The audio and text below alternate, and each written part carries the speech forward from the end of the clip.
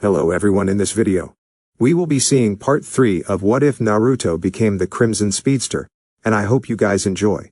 So be sure to stick around until the end. Let's get started. Ever since Betty's death at the hand of General Eiling, Naruto dedicated more of his spare time to training to his speed, body and mind, to make sure that nothing like that could happen again.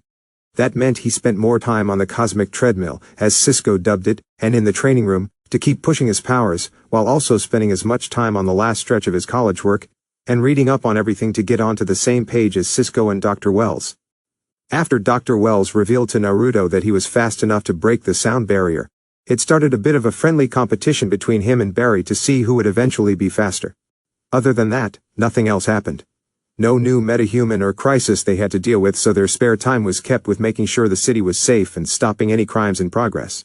Soon, more news and rumors about mysterious blurs racing throughout the city began spread. Social media and blogs were lit up with posts and stories about a blur or a rush of wind racing past them, and then robbers being knocked out for the cops or people rescued from buildings. And with Iris's blog still up, it only fed the fire and made Joe ever more uncomfortable. It was late at night, and Iris was at jitters, having finished a late shift and was spending some time on her laptop to update her blog on the streak. She finished her last and pressed post, closing her laptop, and got ready to leave when she was whisked away in a whoosh of air, and found herself on the roof again. "You're welcome," she heard as she turned to see the streak. "How did you—" "I literally just hit send," Iris said. "Speed reading," the Flash replied.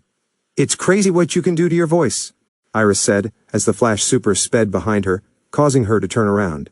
"You need to stop writing your blog," the Flash told her. "People need to know that you exist," Iris said to him as her cell phone rang with a call. She saw it was Eddie and hit ignore. "What else can you do?" The Flash ran around her once before stopping at the other end of the roof. "This is not an interview," the Flash told her. "Come on, you've got to give me something. Hobbies, pet peeves, favorite color." "Wait, scratch that last one. Red, obviously," Iris said. "You're not hearing me," Flash replied. "My hearing is fine, it's just selective," Iris told him. "What should I call you?" "Anything but the streak," the Flash told her. "Okay, suggestions? How about the blur? And for your sidekick, he can be called the streak," Iris told him as Flash chuckled. "Impulse doesn't like to be called a sidekick," Flash said as Iris smiled. "Impulse?" Iris asked as Barry mentally kicked himself as he just told her Naruto's alter ego as he super sped behind her. "So, your partner named himself. How come he's not here with you?" "He doesn't need to be, but we both agree on this. You need to stop," the Flash said. "You told me that you were writing your blog to inspire hope in your friend. How would he feel if doing that put you in harm's way? He and I aren't exactly on the same page these days. Besides, you're giving hope to a lot of people. So I'm doing this for them," Iris said as the sounds of police sirens could be heard a few blocks away and getting closer. "To be continued, gotta run," Flash said as he ran away. "Wait, you can't just leave me up here," Iris said as she was suddenly back in jitters. While Barry was dealing with Iris and now the police incident, Naruto was just going over his parents' collaborative notebook that had a lot of detailed notes and calculations on a project they wanted to pursue before their accident.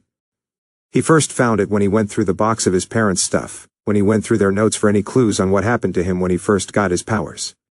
He set it aside because the notes looked interesting, and since then he's read over it dozens of times. They were planning to develop a new method of clean, renewable energy that was years ahead of geothermal or fusion reactors. They called it the arc reactor, a clean and renewable energy source that could run forever and give off enough energy to power a city depending on the scale and design.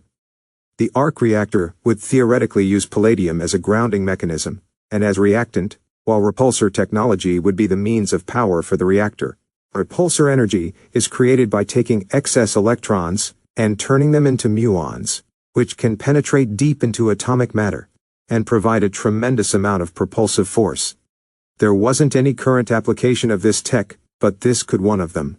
When the muon energy from the repulsor met with the palladium, it generated plasma, and once that was generated within the electromagnetic ring of the reactor, it would perpetuate and run for a long period of time, giving off the renewable energy.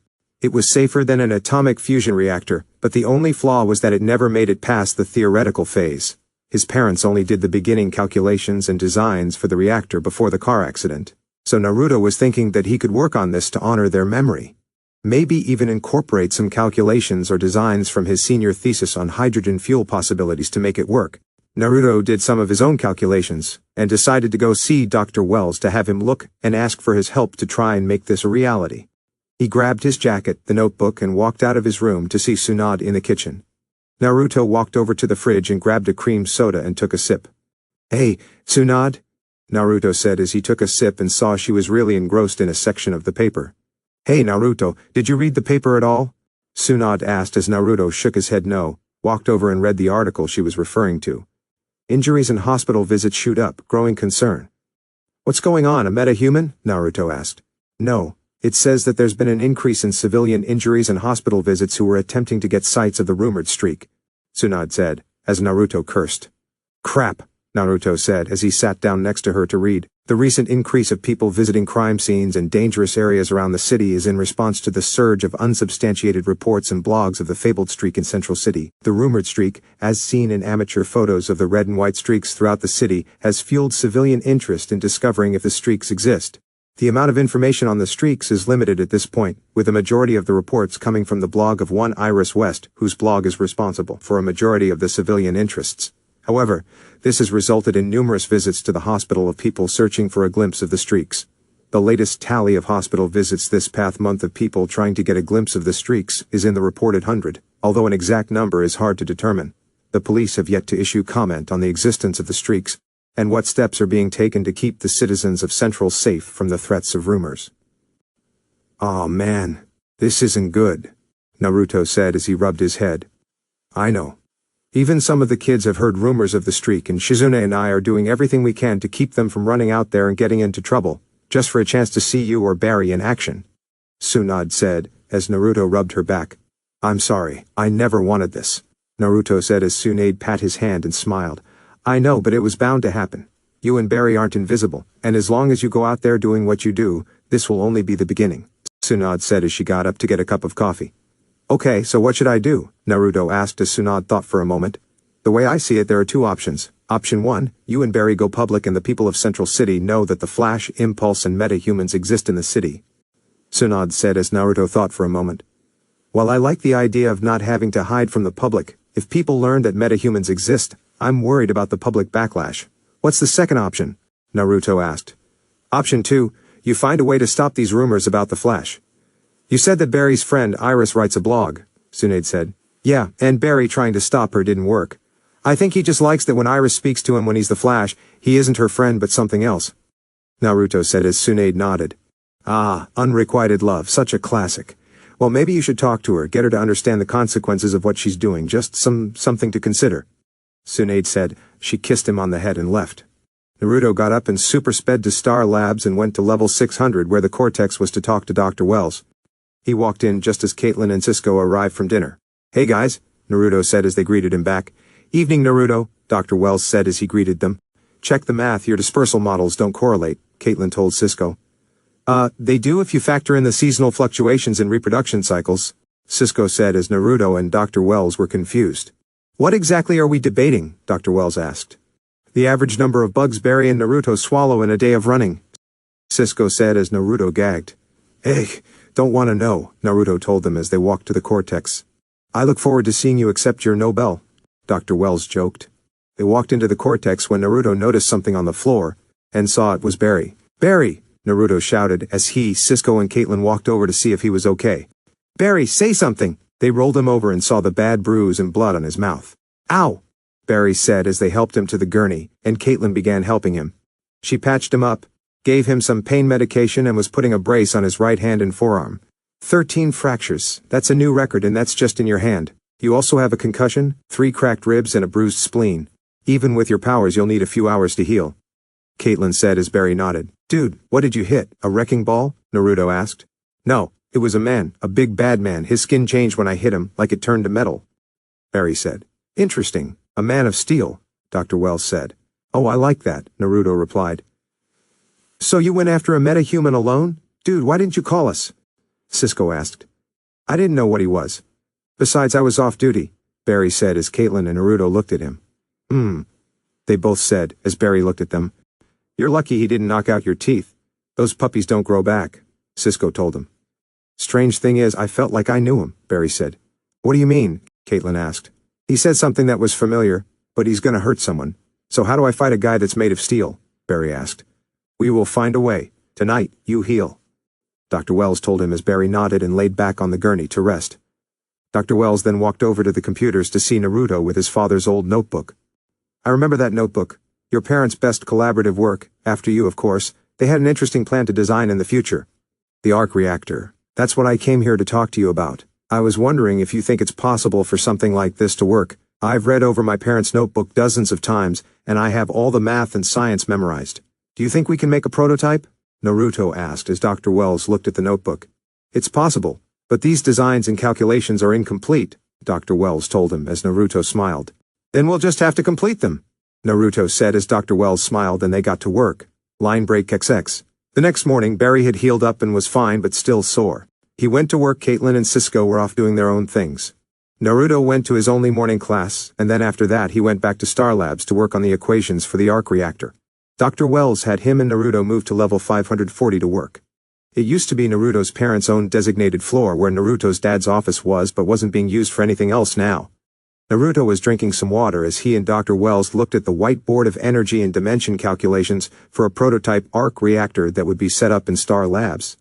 The issue was that they were looking over the calculations, and it was driving them insane as they tried to figure out the palladium-muon calculations that would perpetuate the energy field and constantly create energy, yet all their calculations would either ensure the reactor wouldn't work or would blow up. Son of a bitch, this is irritating, Naruto said, as he put his water down and began chewing his pen. Well, that is the nature of science, Naruto, Dr. Wells told him as he sipped some tea. Yeah, I know that. I vividly remember the long nights. But this is just getting ridiculous, Naruto commented. Well, we've only been working on it for a day. Your parents worked on this for years and only got to this point, Dr. Wells said. Then how long will this take us? Naruto asked. Weeks, months, years, Dr. Wells told Naruto, causing him to exhale in frustration. But don't worry, the answers will come to us. We just need to give it time. Maybe. You'd think with my speed-enhanced mind that this would be easier, but it's not. Ugh, I could use a break. Maybe there's something in my thesis that will spark an idea, Naruto said as he finished his glass of water when they saw the computer beep, signaling that someone was in the elevator. They looked as the computer brought up the image and showed Detective West in the elevator. What's Joe doing here? Naruto asked. Let's go find out, Dr. Wells said as they went to meet him by the elevator. The elevator doors opened, and Detective West walked out and smiled at Dr. Wells and Naruto. Dr. Wells, Naruto, Joe said, as Naruto and Dr. Wells smiled and nodded. Detective, if you're worried about Barry, don't be. He's all healed up. He should be at the police station if you're looking for him, Dr. Wells said as Joe nodded. Yeah, I saw him, but that's not what this is about. I came here to see you. I need your help solving an old case, Joe said. What case is that? Dr. Wells asked. The murder of Barry's mother, Joe said as Dr. Wells and Naruto nodded. They moved to one of the main labs, just like the Cortex on floor 600 where Joe showed them all the evidence and information they had on Barry's mother's dead from 14 years ago. Witness testimony, physical evidence, crime scene photos, and Barry's mother's autopsy were all there. Naruto digitized some of them to help the organization, so Naruto and Dr. Wells were up to speed.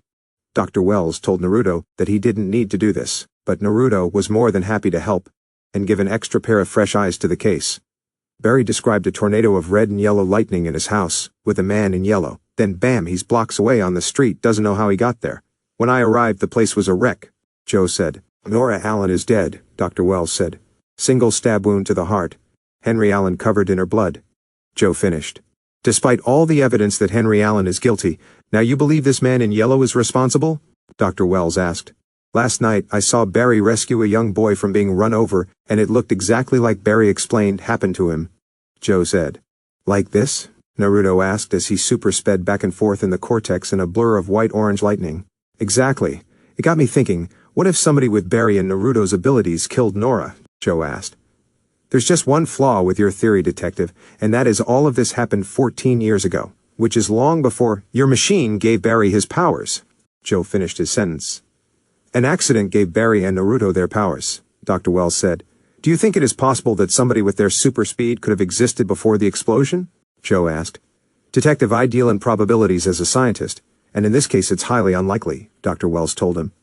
Maybe we can look at it another way? Naruto asked as Joe looked at him. What do you mean? Joe asked. Well, now that we think a speedster or someone with speedster powers did this, we should focus on why, Naruto said as they looked at him, curious as to what he meant. I've watched enough Law & Order, Criminal Minds, and Castle to know that random murders are highly unlikely. There has to be a motive. Castle? Dr. Wells asked. What? It's Nathan Fillion. Captain Malcolm Reynolds can do no wrong. Besides, Stanakatic is beautiful, Naruto joked as Dr. Wells and Joe chuckled. Anyway, I know there's shows, but the percentage of random murders should be extremely low, especially if we're considering the fact that this guy might have powers. So if he's out there, why kill Barry's mom? Why not the family next door, or in another city? Naruto does make a point. The percentage of random murders is not that high. So, what would our killer's motive be? Joe asked. That's the million-dollar question, along with how this person might have powers, Dr. Wells said as they nodded. All right, I've been doing a lot of work today, and now I need a coffee break. Do you guys want anything? Naruto asked as he grabbed his jacket. Yeah, hazelnut creamer and 2 sugars, Joe said. Espresso, please, Dr. Wells said as Naruto nodded and super-sped to jitters. He walked into the counter, seeing Iris placing cookies in one of the jars and talking to the barista. Hey Iris, Naruto said as he waved and she waved back. Naruto placed his order and was waiting for it to finish, playing with his phone to kill time. Hey Iris. Long time no see, Naruto heard as he and Iris looked up to see a tall musclehead walk in. From the way he spoke, he seemed to know her. I got to say, Iris, you look amazing. Naruto noticed how he walked and talked and could tell the guy was either a conceited asshole or a musclehead jock, either one. Thanks, Tony. You too, Iris replied, surprised and not happy to see him. Oh yeah, I keep in shape. Got a gym at my place. Been living out in Keystone, the west side. You should, stop by sometime, Tony said. So, can I get you a drink? Iris asked, trying to walk away and possibly make it behind the counter to gain some distance, but he walked closer. He passed Naruto without a second glance, so Naruto decided to switch his phone to video and record him. He had a bad feeling about this guy. Actually, I came to see you, Tony said. How did you know I was here? Iris asked. Been reading up on the streak and his sidekick, found your little blog. Impulse? That's a stupid name, Tony said as Naruto's eyes widened. How did Iris or Tony know his alias? Oh, Barry was going to get his ass kicked. Why are you writing about these losers? People say they're heroes, Iris told him. I say the streak's a coward. I happen to know that he took a beating last night and ran off like a little girl. You should write about that. Do you, have any idea who Leatherboy is? Tony asked. No clue. So, if you don't want a drink, I should get back to work, Iris said as she tried to leave. Actually, I'd like to buy you a drink. What time are you off? Tony asked. Thanks, Tony, but I don't think my boyfriend would approve. He's a cop like my dad, Iris said. I never really did like cops too much, Tony said as Iris glanced at Naruto, who was looking at her. He subtlety gestured to the TV screen, and it showed Tony's picture and description, and that he was wanted by the police. Well, he's picking me up for the policeman's ball. Wall-to-wall cops. Couldn't swing a cat around. I should probably call him to see where he is, Iris said as she took out her phone. Give me the phone, Iris, now, he shouted as she gave it to him. Naruto watched as Tony's hand and arm turned into metal, and he crushed her phone like a soda can. He crushed it and put it in the tip jar. Sorry, Tony said as he took out a huge wad of 20s and put it in the jar. We'll pick this up some other time. Tony then left as Naruto quickly put his phone away and acted casual as his drink order arrived. He then quickly ran back to Star Labs and to the lab where he saw Joe and Dr. Wells still working. Ah, right on time, Joe said. We've got a problem, Naruto told them. What is it? Dr. Wells asked. The metahuman who beat up Barry, he was at Jitters, Naruto said as Joe and Wells were shocked. You saw him? Joe asked. Oh yeah, it was definitely him, Tony Woodward. Here, Naruto said as he took out his phone and showed them the video. And he was there for Iris.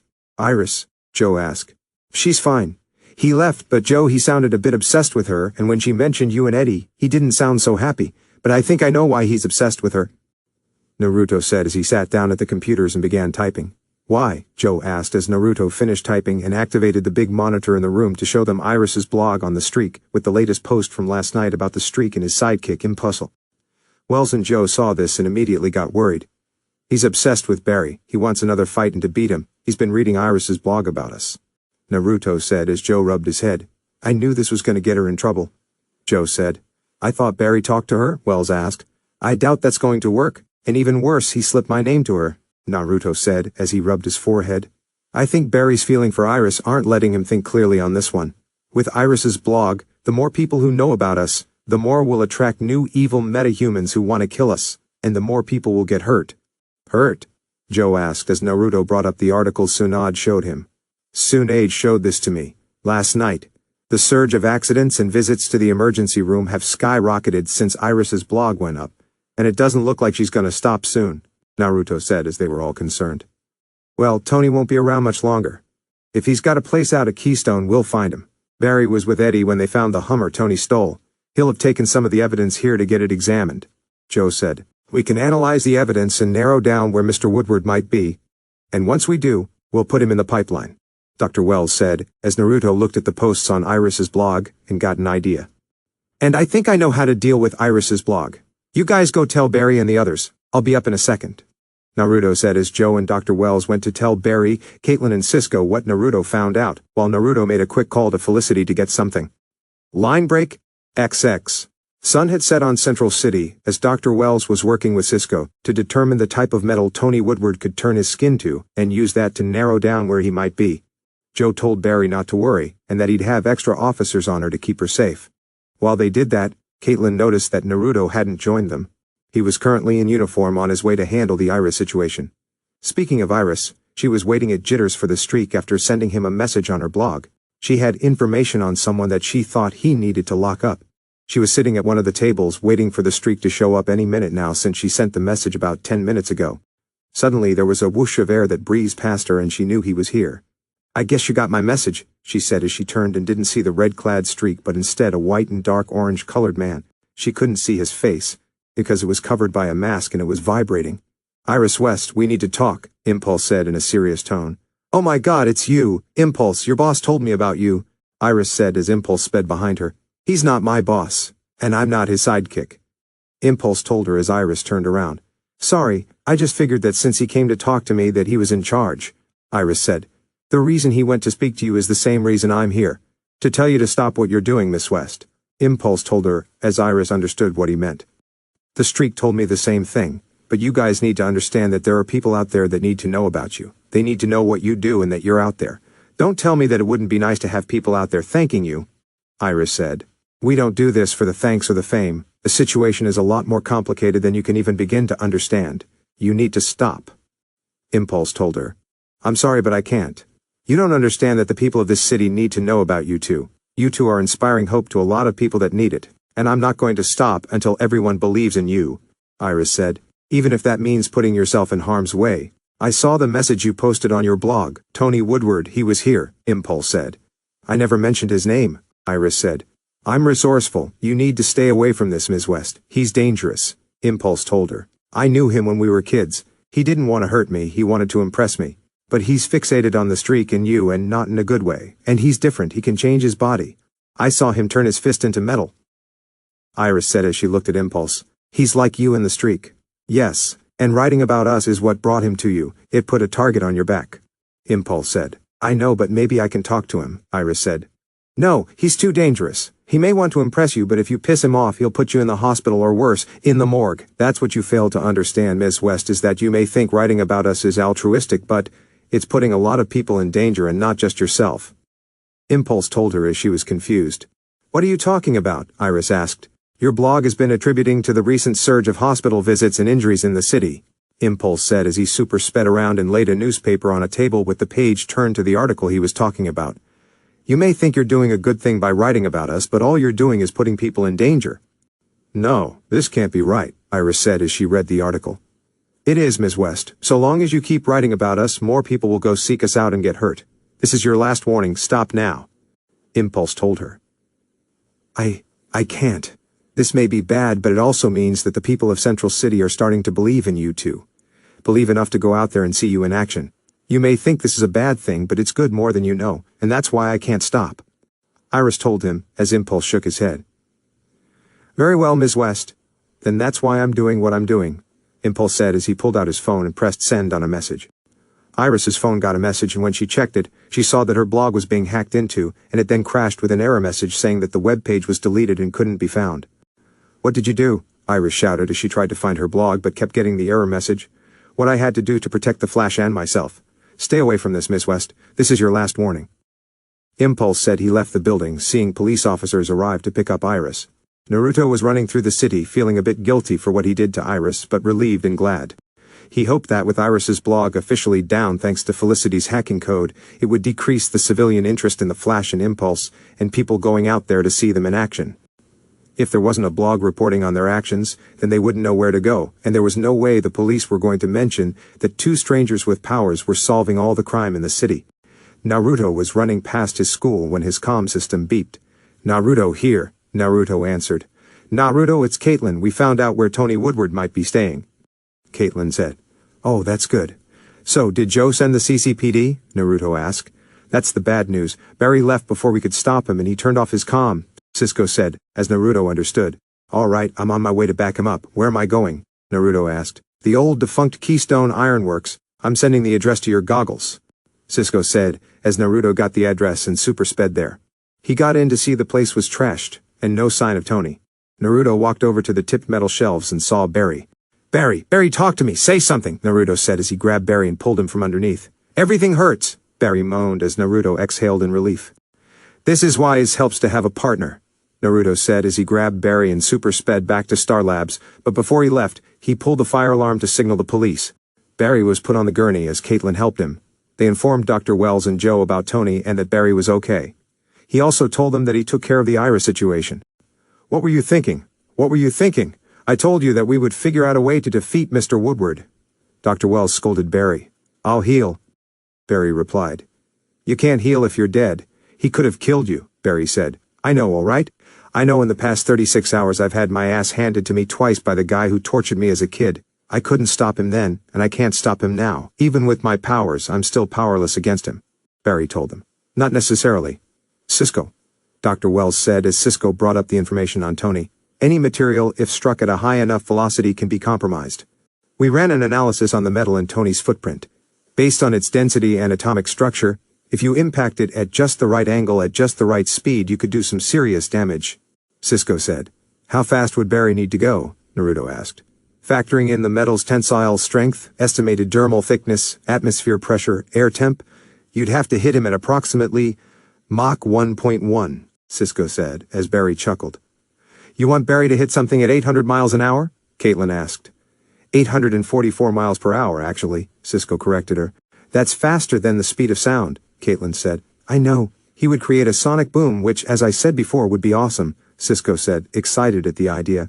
"I haven't even broke Mach 1. I've never gone that fast," Barry replied. "Yet," Dr. Wells informed him. "I can't believe we're actually entertaining this idea. I mean, he'd need a straight shot from miles away," Caitlin said. "Yeah, 5.3 miles, theoretically," Cisco said. "Do it right and you'll take him down," Dr. Wells said. "Do it wrong, you'll shatter every bone in your body," Caitlin told Barry, worried. "Look, Barry, if you're not up to it, I can take on Tony. I'm already at Mach 1. I think I can handle the Mach punch," Naruto said as Cisco smiled. "Oh, that's dope," Cisco said as he high-fived him. "Naruto, I appreciate this, but it's my fight," Barry said. "I know. But that's what partners are for, taking care of each other's problems when the other can't. I already handled the Iris situation, so I'm more than happy to help here as well," Naruto said as Barry looked at him. "What do you mean, the Iris situation?" Barry asked as he looked at Naruto. "Oh, well, I know with Iris writing the blog about the meta-human-related incidents in the city, and that she was fixated on the Flash and Impulse. Thanks for giving her my name, by the way," Naruto said as Cisco, Caitlin and Dr. Wells looked at Barry, who nervously shrugged. "And seeing how your talks haven't dismayed her, I gave it a shot. So, I made a call to Felicity and she sent me one of her handy hacking programs. I spoke to Iris to get her to try and understand, and when that didn't work, I uploaded the hack and it took down her blog and made it completely untraceable. Score 1 for Impulse." "You went to handle the situation with Iris without talking to me?" Barry asked. "Yeah, after I told Dr. Wells and Joe, they gave me the go-ahead," Naruto said. "And what the hell did you think you were doing?" Barry asked, angry. "Whoa, Barry, I did us all a favor. Besides, you haven't been able to stop Iris, so I tried," Naruto said. "I was handling the situation," Barry said, and Naruto looked at him with an "are you kidding" expression. "Really? Because was your late-night rendezvous the other night was handling the situation, or an attempt at flirting?" Naruto asked as Barry got in his face. "I never asked you to handle the situation. When it comes to Iris, you stay out of it," Barry shouted as Cisco got in between them. "Okay, let's take a deep breath," Cisco said as he kept them apart. "Barry, calm down," Caitlin tried to calm him. "Okay, first off, a thank you would have been nice. Second, you didn't need to ask me because we're partners in this, Barry. I'm not your sidekick despite what you told Iris. I'm your partner. Third, I was doing this to keep us safe because you can't separate your feelings for Iris to do what needed to be done," Naruto said. "She's my best friend," Barry said. "I know, and you care for her more than that, and that's why I did this. Because you were unable to. That's what good partners do. They handle the situations the other can't. And besides, what I did was not only to keep us safe but a lot of other people as well," Naruto said. "What are you talking about?" Barry asked as Naruto's super sped away and returned with a newspaper. "There's been a recent surge of hospitalizations and accidents by people who believe all the random encounters and posts about the Flash and Impulse. And the posts about us coming from Iris's blog were increasing the accidents. Even some of the kids at the shelter were thinking of going out there to try and find us, Barry. So, you may think I did this to spite you, or get in the way of your ridiculous situation with Iris, but I did this to keep people safe," Naruto shouted in response as everyone could tell how serious he was. "I'm done for the night." Naruto grabbed his jacket and left in a huff. There was a moment of awkward silence when Caitlin decided to run after Naruto and make sure he was okay. Cisco left and Dr. Wells looked at Barry, who exhaled in frustration and walked away. Line break XX. Barry walked into the CCPD the next morning feeling lousy about yelling Naruto and sore after Tony kicked his ass for the second time. He walked through the lobby when Joe called him. "Barry, hey Bar," Joe said. "Joe, I feel lousy enough today," Barry said as Joe stopped him. "Hold on, we got to Tony Woodward's hideout but it was trashed and he was long gone." "What the hell happened?" Joe asked. "He got the drop on me. I thought I could stop him this time. I tried," Barry said. "Look, I know what this punk put you through, but you can't let emotion cloud your judgment. You have a partner now and friends who can help," Joe said, and Barry nodded as Eddie walked up to them. "Toll booth camera got a shot of Woodward. Stolen car headed out of town. The state police are taking over. We lost him," Eddie said as Barry sighed. "Don't worry, Eddie. They'll get him," Joe said. "I wanted to take this guy down," Eddie said. "Not as much as I did," Barry replied. "Let's go, Alan," Eddie said. "Go where?" Barry asked, as Eddie climbed the stairs and took off his jacket. "To blow off some steam. I need to hit something," Eddie said as Barry looked at Joe like he was crazy. "I don't think he meant hit you. Go," Joe said as Barry reluctantly followed Eddie. Joe then left the CCPD for an appointment with Dr. Wells. Barry spent the rest of the day with Eddie while Naruto went to his classes. When he went home to the shelter last night, he told Tsunade that he stepped in with the blog issue, and she noted that without it up, the kids at the shelter didn't have anything to act on. It was a good step, but she also told him that unless he planned to nuke the internet to keep other posts and blogs about the Flash and Impulse down, he'd have to come up with a permanent solution. It was around 3 o'clock when Naruto went to Star Labs to go back to working on the calculations for the arc reactor. If someone walked into the lab where Naruto was working, they would see papers with scrap calculations and books on every related notion of science scattered throughout the room, along with food wrappers from candy bars and cup ramen. Naruto was working out the math for the projected energy consumption the arc reactor would need to initiate the reaction when he heard the sound of someone stepping on a Pringles bottle. He turned and saw it was Caitlin. "Geez, how much junk food did you eat?" Caitlin asked as she picked up the Pringle bottle. "Hey, I have a super high metabolism, and I stress eat when I'm stuck on a problem," Naruto said as Caitlin stepped over a bag of Doritos. "Yeah, but still this amount can't be healthy," Caitlin said as she moved some Gatorade bottles off a chair. "Can you clean this up?" "Hang on," Naruto said as he then super sped around the room in a blur of white and orange lightning, and in approximately 3 seconds, the room was clean and all the garbage was in a black garbage bag. "Done. So did you need something?" "I just wanted to check up on you. Things got a little intense last night. Are you okay?" Caitlin asked. "Oh, I'm fine. I was a little steamed, but nothing Shizune's homemade Boston cream cake couldn't fix." A smile as he grabbed a marker. "Naruto," Caitlin said in an older sister tone, trying to get him to say what was on his mind. "All right, a little peeved, sure, but I'm not going to hold a grudge like that. Besides, he was in a bad mood after getting his butt kicked by Tony for the second time," Naruto said as Caitlin smacked him in the back of the head. "Ow, what was that for?" "Barry's going through a lot, so cut him some slack," Caitlin said as Naruto nodded as he rubbed the back of his head. "Okay, geez, you could have taken off your rings before you hit me," Naruto said as Caitlin smiled. "I'm fine, really. When Barry's ready to talk, we'll bury this." "Good. So what are you working on? Something for school?" Caitlin asked. "Not exactly. It was something my parents wanted to do before they died. It's called the arc reactor, next generation self-sustaining clean energy source, years ahead of geothermal, even nuclear power," Naruto said as Caitlin was amazed. "Really? How powerful?" Caitlin asked. "Well, based on some of my parents' old schematics and data, the reactor they plan to build here at Star Labs would generate more electricity than the largest nuclear reactor in the country," Naruto said as Caitlin was impressed. "The Palo Verde plants in Arizona?" Caitlin asked as Naruto nodded. "Yup, and the largest one generates about 4,000 megawatts of electricity a day at optimal levels. The arc reactor could generate twice that. That would be enough to fuel Central City for 6 months," Naruto said with excitement. "If I could get it to work." "Oh, stuck?" Caitlin asked. "More like vexed by this stupid problem. The schematics and equations for the reactor were never finished, so I'm trying to fill in the gaps. Once they're done, I can run simulations and maybe even build a prototype. If I do that, it would reinvigorate confidence in Star Labs and people wouldn't look at it or Dr. Wells with hate or disdain anymore," Naruto said as Caitlin smiled. "You should have Dr. Wells and Cisco take a look," Caitlin said. "Dr. Wells is helping me with the arc reactor. But maybe Cisco could have some ideas," Naruto said as they heard the intercom beep. "Hey, Naruto, Joe's here. He wants to talk to you," Cisco said as Naruto walked over and pressed the intercom button. "Got it, send him down," Naruto replied. "All right, I've got some work to do. I'll see you later," Caitlin said as she went back upstairs. Naruto opened a book on thermonuclear astrophysics to see if there was anything he missed that could help him as Joe walked in. "Hey, Naruto," Joe said as Naruto smiled and waved. Joe looked around and saw that Naruto was busy. "Wow, looks a lot like Barry's room when he was studying for finals." "Yeah, something like that. So what's up, this about Iris?" Naruto asked. "No, but thanks for what you did last night.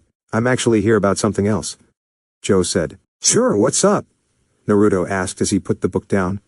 "I was with Dr. Wells, and we went for a drink. We got to talking and I asked a question and he didn't answer," Joe said as Naruto looked at him. "Was it a science question that he couldn't answer?" "Wow, that's never happened," Naruto replied. "No, about why he moved to Central City to form Star Labs. Who's Tess Morgan?" Joe asked as Naruto nodded and sat down. "Ah, I know why he didn't answer," Naruto said as Joe looked at him waiting for an answer. You better sit down, it's kind of a long story." Joe walked over and sat down in a chair as Naruto cracked his fingers. Tess Morgan was Dr. Wells' research partner, and she was also his wife, Naruto said as Joe nodded. "Was?" Joe asked. She died about 14 years ago. It's why Dr. Wells moved to Central City and it's why he founded Star Labs," Naruto said. "What do you mean?" Joe asked as Naruto cleared his throat. You know that my parents and Dr. Wells were close," Naruto said as Joe nodded. "Yeah, you said they were partners and worked together for years," Joe said as Naruto nodded. "Yeah, but it wasn't just the three of them. Tess Morgan finished the group. He met Tess when they were in grad school and ended up working in the same lab in Maryland, the one where my parents worked. Dr. Wells said they were often married to the work as much as each other," Naruto said, as with fondness that Joe noticed. "You knew her," Joe said as Naruto nodded. "I was born a few years after my parents first started working with Dr. Wells and Tess. They often took care of me when my parents went out, looked out for me. But I was young, barely 8 when she died, but she always was there when I needed someone," Naruto said with smile. "What happened?" Joe asked as Naruto cleared his throat.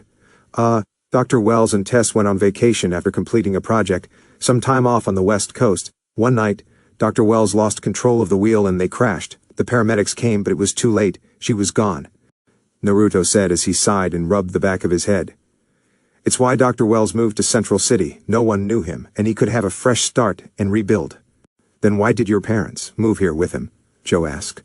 Dr. Wells wanted to start fresh, so he wouldn't be reminded of his loss and that he didn't want anyone who could remind him, but my parents told him that life never throws us more than we can take, that just trying to forget and move past it, he was never going to be happy again. By trying to ignore what happened and what he lost, it would only hurt more. My parents moved to Central City not only to help build Star Labs, but they didn't want their friend to go through what happened alone," Naruto said as he remembered what happened. He wiped a small tear that was forming in his left eye as Joe smiled and patted him on the shoulder. "So that's why Dr. Wells didn't want to answer. It's a painful memory, but one that pushed him to where he is." "What do you mean?" Joe asked. "Dr. Wells told him that it was Tess's idea for Star Labs. I think he built this place to honor her memory," Naruto said with a smile as Joe nodded. "Thanks, Naruto," Joe said as he got up to leave. "Any time," Naruto said as he watched Joe leave and then got back to work. He kept working through the day and went to Big Belly Burger for dinner. He was at the whiteboard eating his 20th Big Belly Buster when Cisco ran into the room. "I just got a text from Barry. Tony took Iris," Cisco said as they ran to the Cortex. They used the computers to try and track down Tony, but he could have been anywhere in the city. Then, Naruto got a call on his phone and saw it was Barry. "Barry, we're still searching and we haven't found him," Naruto told him. "I know where he is. Iris just pulled the fire alarm at Carmichael Elementary. He's there with her," Barry said. "How do you know that?" Naruto asked.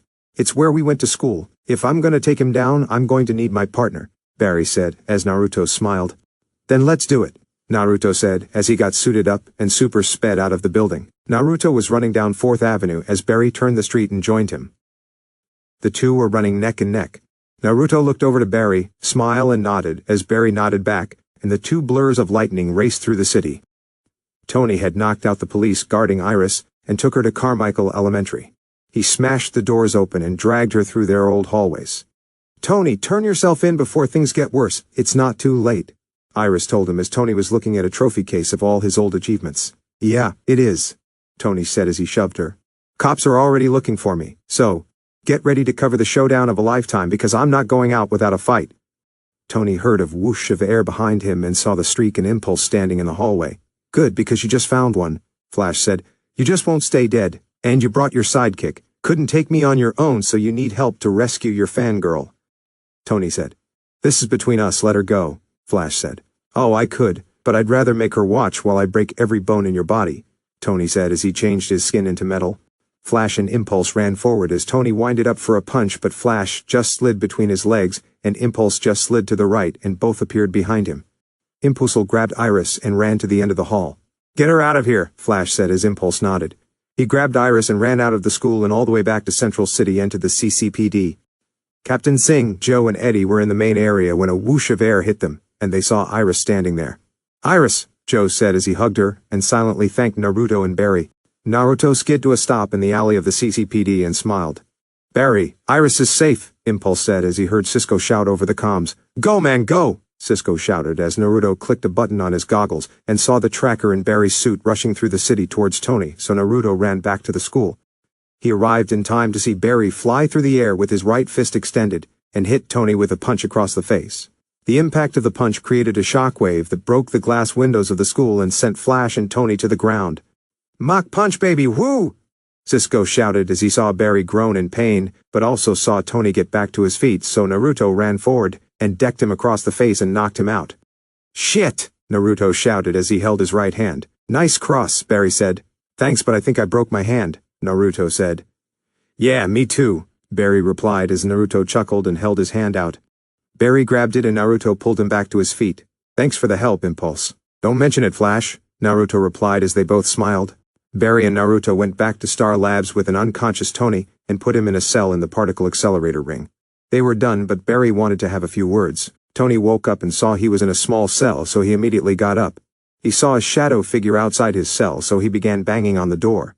"Hey, what is this? Where the hell am I?" Tony shouted. "Somewhere you'll never hurt anyone ever again," Barry replied. "Who the hell do you think you are?" Tony asked. Barry stepped into the light. "You know who I am," Tony said as he recognized Barry. "Alan?" Tony asked. "The thing that happened to you, Tony, it happened to me too, but it didn't just give us abilities, it made us more of who we are. You got strong, I got fast enough to beat you. You used your gift to hurt people. Not anymore," Barry said as he began to walk away. Alan, don't walk away from me. Hey, come back here," Tony shouted as Barry walked away, and the door to the particle accelerator closed as Barry pumped his fist, happy and relieved. "Dude, that had to feel great," Cisco said as he, Caitlin, Naruto, and Barry walked down the hall. "You have no idea," Barry replied. "Almost as good as proving me wrong about the mock punch?" Caitlin asked. "Actually, that part hurt a lot," Barry replied as he stopped. "But I couldn't have done it without you guys. Especially you, Naruto." Naruto smiled as Caitlin rubbed his shoulder. "It's what partners are for," Naruto replied. "Yeah, you're right, and I haven't been acting like one, and I'm sorry. I now understand why you did what you did. I guess I have a blind spot where Iris is concerned," Barry said as Naruto nodded. "Apology accepted, and should it happen to any one of us, I hope you'll do the same," Naruto said as he and Barry shook hands. "Count on it," Barry replied. "Although, it was only a temporary solution. Sanad said so long as we keep doing what we do, it's going to be harder to keep metahumans a secret. We'll have to come out to the public one day," Naruto said as everyone nodded. "Then we'll do that together too," Barry said as he pat Naruto on the shoulder. "Awesome, Flash and Impulse back together. Now that we have the situation taken care of, all I want to know is whose childhood bully are we going after next? Mine or Caitlin's?" Cisco asked as Barry and Naruto chuckled. "Oh yeah," they joked as they walked to the Cortex. "I vote mine." "What? Guys, this is not a joke," Cisco said as he followed them. "Line break XX." Naruto finished up his classes for the day and was at Jitters getting some coffee before he would head to Star Labs. He placed an order and also got Dr. Wells an espresso and was waiting, people watching to pass the time. He noticed a very pretty Chinese-American girl walk in with a Central City Picture News press badge clipped to her hip. She walked by him as Naruto watched when he saw someone spill a coffee and napkins on the floor in front of her, and her foot slipped, sending her flying back. But, luckily, Naruto walked forward and caught her mid-fall, holding her as she narrowly missed a bad accident. "Wow, quick reflexes," she said as Naruto smiled. "So I've been told," Naruto said as he helped her stand up as she readjusted herself. "You okay?" "Yeah, I'm fine. I owe you for saving me from a nasty spill in dry cleaning," she said as Naruto smiled. "No problem. Happy to help a damsel in distress, Linda," Naruto said as Linda looked confused. "How do you know my name?" Linda asked as Naruto pointed to her press badge. "Oh, right. Now that's a little unfair. You know my name, but I don't know yours. Oh, then allow me to even the playing field. Naruto Namikaze, pleasure to meet you," Naruto said with a charming smile as Linda chuckled and pushed a strand of hair behind her ear. "So tell me, Naruto, is saving girls in coffee shops one of your pickup strategies?" Linda asked as Naruto chuckled. "Well, it's safe to say that you're the first girl I've tried it on. Is it working?" Naruto asked as Linda chuckled and made a small smile. "Maybe," Linda said as a barista walked up to the counter with Naruto's order. Naruto walked over to the counter and picked up his order, leaving a nice tip in the tip jar. "So, anything I can do tip the odds in my favor?" Naruto asked as Linda smiled, pulling out her phone. "Have you heard of this new phone app? It's really cool. You just touch someone's phone to your phone and it automatically downloads their contact info," Linda said as Naruto raised an eyebrow. "Really? That's kinda cool," Naruto said as he pulled his phone.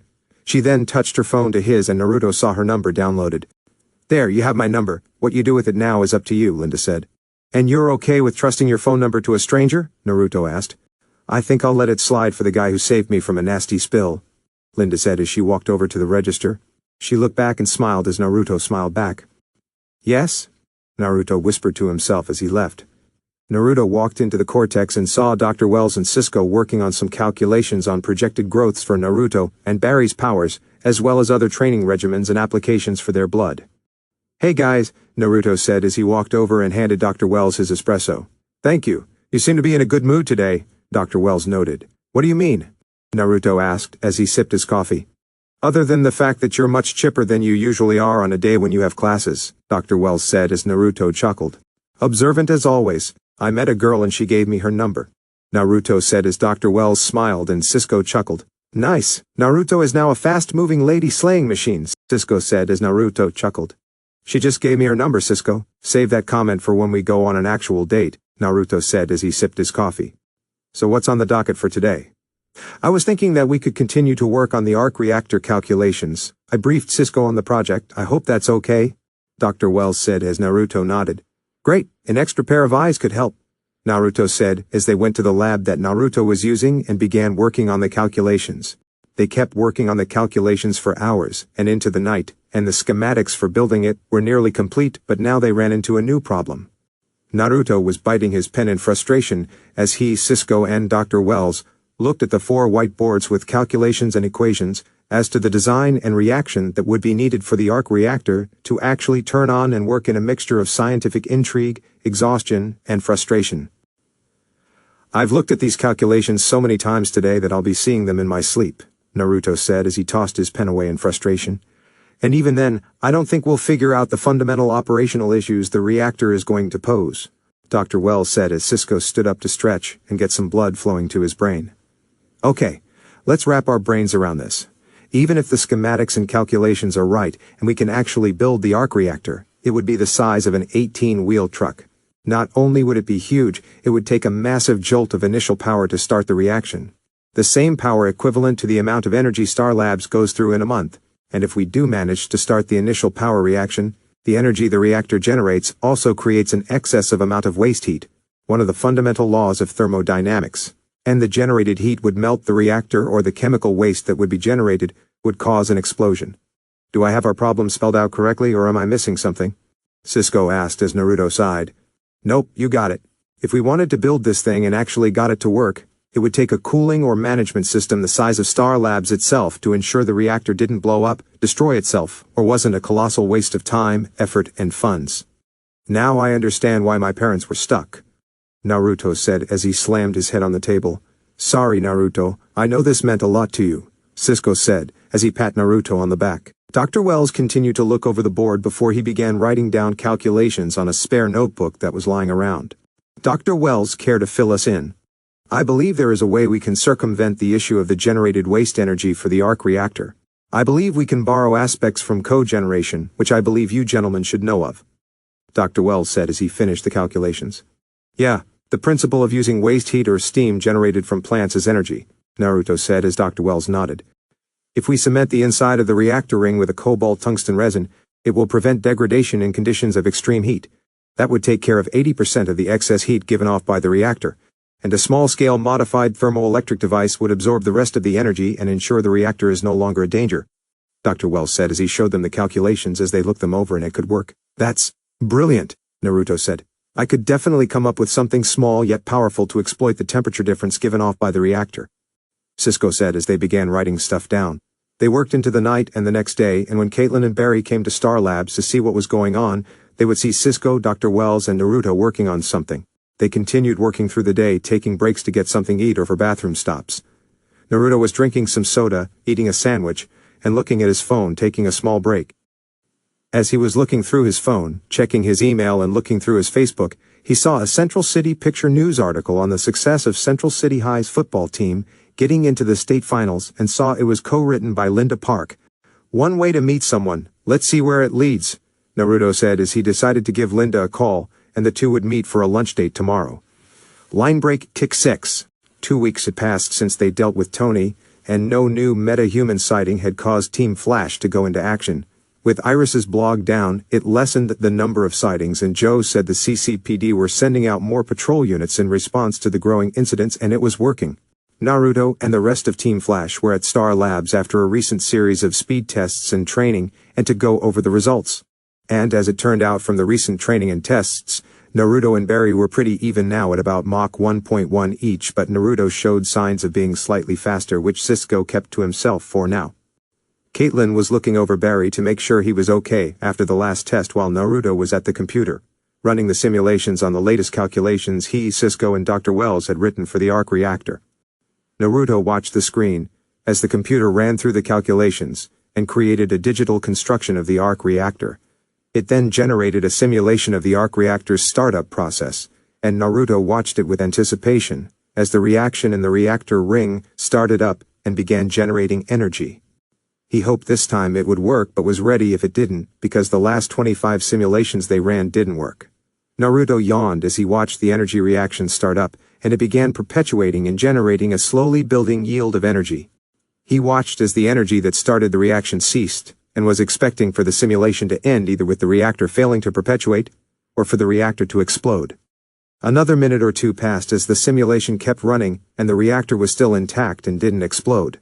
Another minute passed and the reactor was still fine, and then the computer said the reactor was now running perpetually by itself, and the levels were steady and in the green zone. I don't believe it, Naruto said as he looked at the screen in disbelief. Naruto, what's wrong? Caitlin asked. Cisco, Dr. Wells, Naruto shouted as Caitlin and Barry were now a little concerned. Whoa, what's going on? Cisco asked as he ran in and Dr. Wells followed him. Yeah, what's going on? Barry asked. Look, Naruto said as they all looked at the screen. Barry and Caitlin were confused, but Cisco and Dr. Wells understood what they were looking at and were just as excited as Naruto was. Are you serious?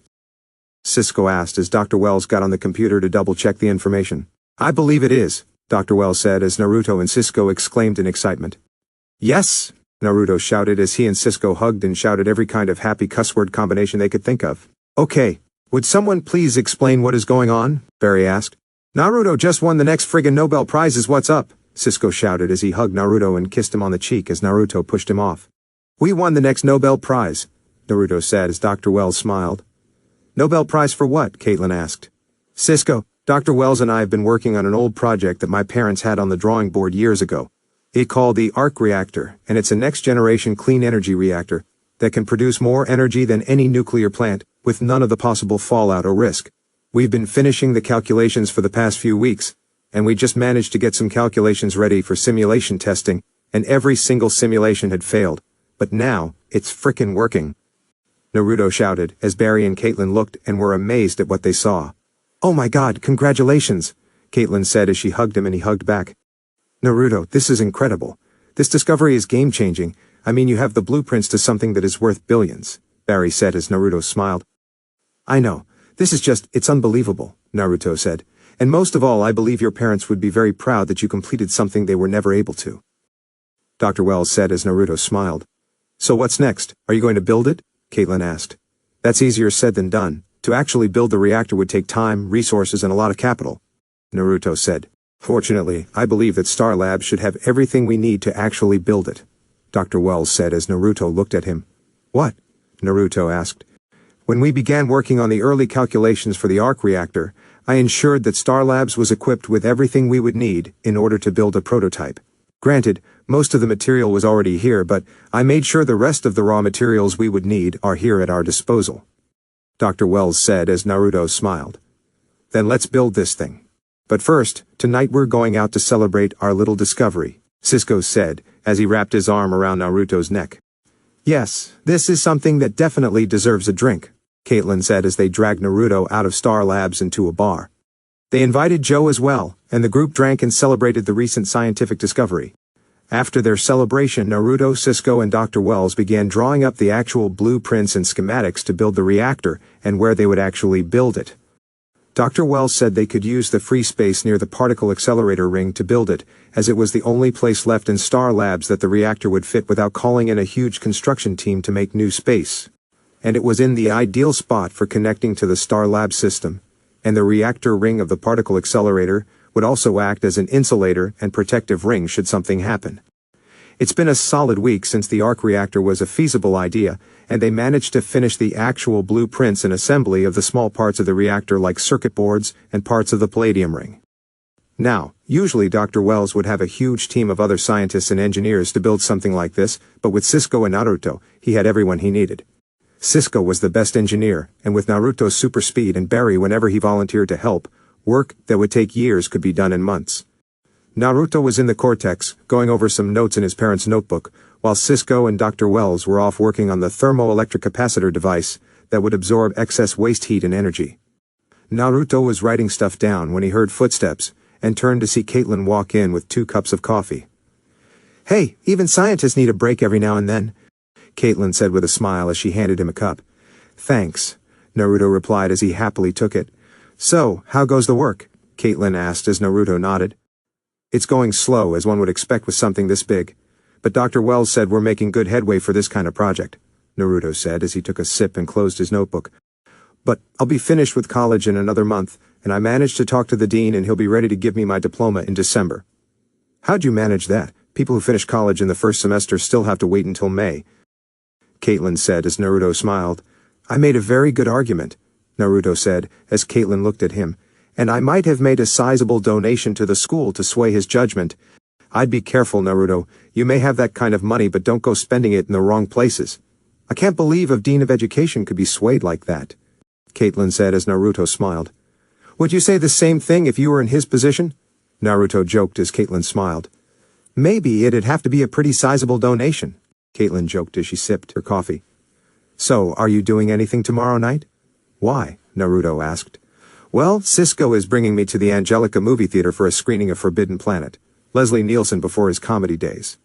It's not really my thing, but Cisco managed to convince me. Want to come with? Caitlin asked. Oh, that sounds great, but I can't, Naruto replied. Why not? Caitlin asked. I've actually got a date Friday night, Naruto said as Caitlin was surprised. Really? A date? Like a date? Caitlin asked as Naruto looked at her weird. Yes, why is it so hard to imagine that I have a date? Naruto asked.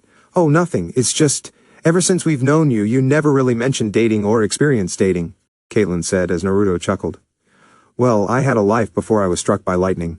I've gone on my fair share of dates. I've got the looks and the brain, Naruto said as Caitlin chuckled. Okay, sorry for the doubt. So who's the lucky lady? Caitlin asked. Her name is Linda Park. She's the sports reporter for Central City Picture News. We ran into each other at Jitters, and we've gone on some lunch dates ever since, but tomorrow's going to be our first dinner date, Naruto said as Caitlin smiled. Great, so, what are your plans for tomorrow? Caitlin asked. Well, tomorrow Linda actually made the plans. There's this Mexican place she knows about for dinner, Naruto said as Caitlin nodded. Okay, and what are you plans for the night? You do have plans, don't you? Caitlin asked as Naruto looked at her. Of course I've got my own set of plans. This isn't my first rodeo, Naruto replied. True, but with my help we can make sure it'll be a first date she'll never forget, Caitlin said as she grabbed her bag. You know, you're kind of like the older sister I never wanted. Naruto told her. And you're like the younger brother I would have enjoyed tormenting. Now come on, Caitlin said as she dragged him out of the chair. Where are we going? Naruto asked. I'm going to help plan a date that this girl will never forget. Come on, she said, as she pulled him out of Star Labs.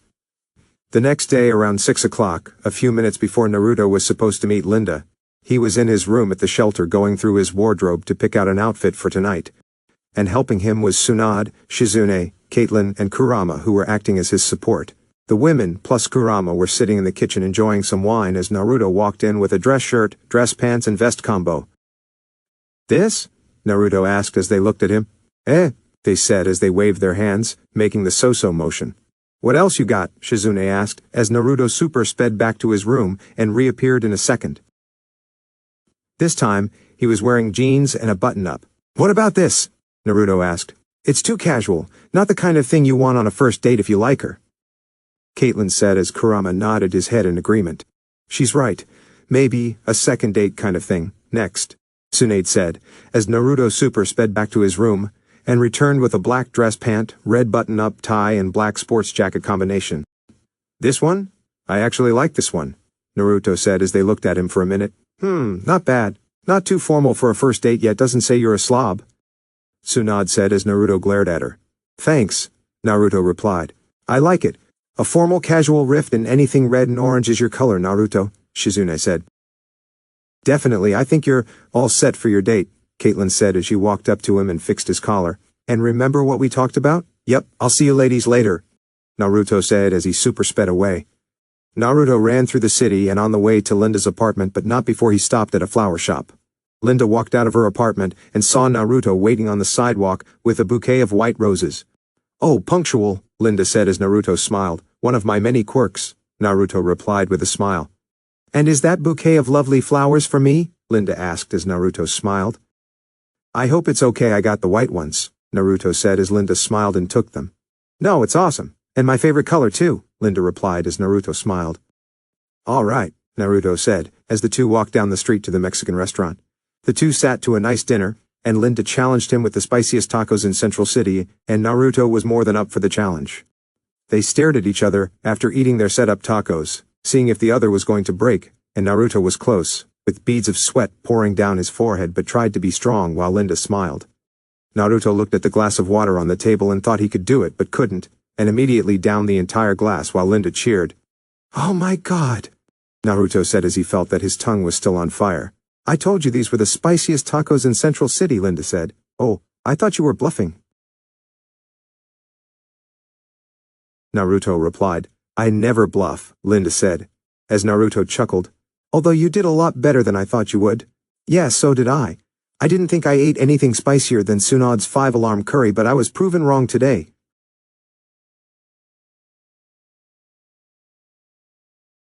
Naruto joked. I guess I'm tougher than you. Just admit it. I am the champion of all things spicy, Linda said. You are the spice champion of the world. Naruto joked as Linda chuckled. Well, this requires soap and water. I'll be right back, Linda said as Naruto nodded as he wiped his mouth with a napkin. Naruto's phone rung as he got a text and saw it was from Caitlin, asking how the date was going, so he sent a quick reply as Linda came back. Okay, Naruto, what's next? Linda asked as Naruto smiled. He stood up, paid for the meal, and grabbed his jacket. Something I think you'll like, Naruto said as he escorted her out of the restaurant and they walked to downtown. Naruto then walked them to one of the most exclusive and best-known jazz clubs in the city with a line around the block. Okay, nice thought, but this place is super exclusive. Even the city leadership and elite have trouble getting into this place, Linda said as Naruto smiled and they walked up to the bouncer. Line starts back there unless you're on the list, the bouncer said. It should be under Namikaze. Naruto said as the bouncer looked and saw it was him plus one. The bouncer then unhooked the velvet rope and stood aside. Enjoy your evening, Mr. Namikaze. Thank you, Naruto replied as he and Linda walked into an atmosphere of cool jazz, great drinks, and a night of great dancing ahead of them. So, how did you manage to get on the list? Are you the son of the owner? Linda asked, as Naruto chuckled. Nothing like that. A little money and I have a friend with the CCPD who the manager owed a favor, Naruto said as Linda saw the dance floor straight ahead. Okay Namikaze, show me what you got, Linda said as she and Naruto hit the dance floor and enjoyed themselves. Hours passed and it wasn't until 1 in the morning did Naruto walk Linda back to her apartment. So, did you enjoy yourself tonight? Naruto asked as they arrived at her apartment. Tonight I got to torture you with spicy food and enjoyed an evening of amazing music and dancing. I can definitely say that tonight was one of the best dates I've had in a long time. Linda said with a smile. Me too, Naruto replied, as Linda leaned in and kissed him briefly before parting. What was that for? To see if I wanted a second date? Linda said as Naruto smiled. And? Naruto asked. Let me see one more time, Linda said as she leaned in and Naruto kissed her. The kiss was little heated but no too much before Linda drew away. Definitely, Linda smiled as she walked into her building. Naruto smiled as he walked away but then turned into a super speed sprint through the city. Woo-hoo! Naruto shouted as he ran through the city. While Naruto had enjoyed himself on a date, Dr. Wells was at Star Labs looking over Naruto's recent speed tests and the schematics of the arc reactor. He stared at them before moving away from the cortex to the hallway where his secret room was. He strolled in, and when the door closed behind him, he stood up and walked over to the podium. He pressed his hand against it, and a hologram of a woman's head appeared. Good evening, Dr. Wells, the hologram said. Good evening, Gideon, Dr. Wells said, greeting the hologram as he took off his glasses. Is there something wrong? Gideon asked. Yes, some recent events I've witnessed have intrigued me. Has the future remained the same? Dr. Wells asked. Yes, with a minor change it would seem, Gideon said as she brought up the article from 2024, and the headline changed since the last time Dr. Wells had seen it. Before it read, Flash missing vanishes in crisis, and Impulse hospitalized, but now it read, Flash missing vanishes in crisis, Impulse urges City to keep hope. The names on the byline stayed the same, but the headline, body of the article and the picture had changed as well. It still showed a picture of the Flash, but it showed a different picture of Impulse. It showed Impulse in a black, white, and dark orange suit. The pants and boots were black with dark orange streaks around the shins. The upper half of the suit was a mixture of white and dark orange. The gloves were black with orange accents on the fingers, and orange forearm guards. There were dark orange accents on the biceps and around the rib cage.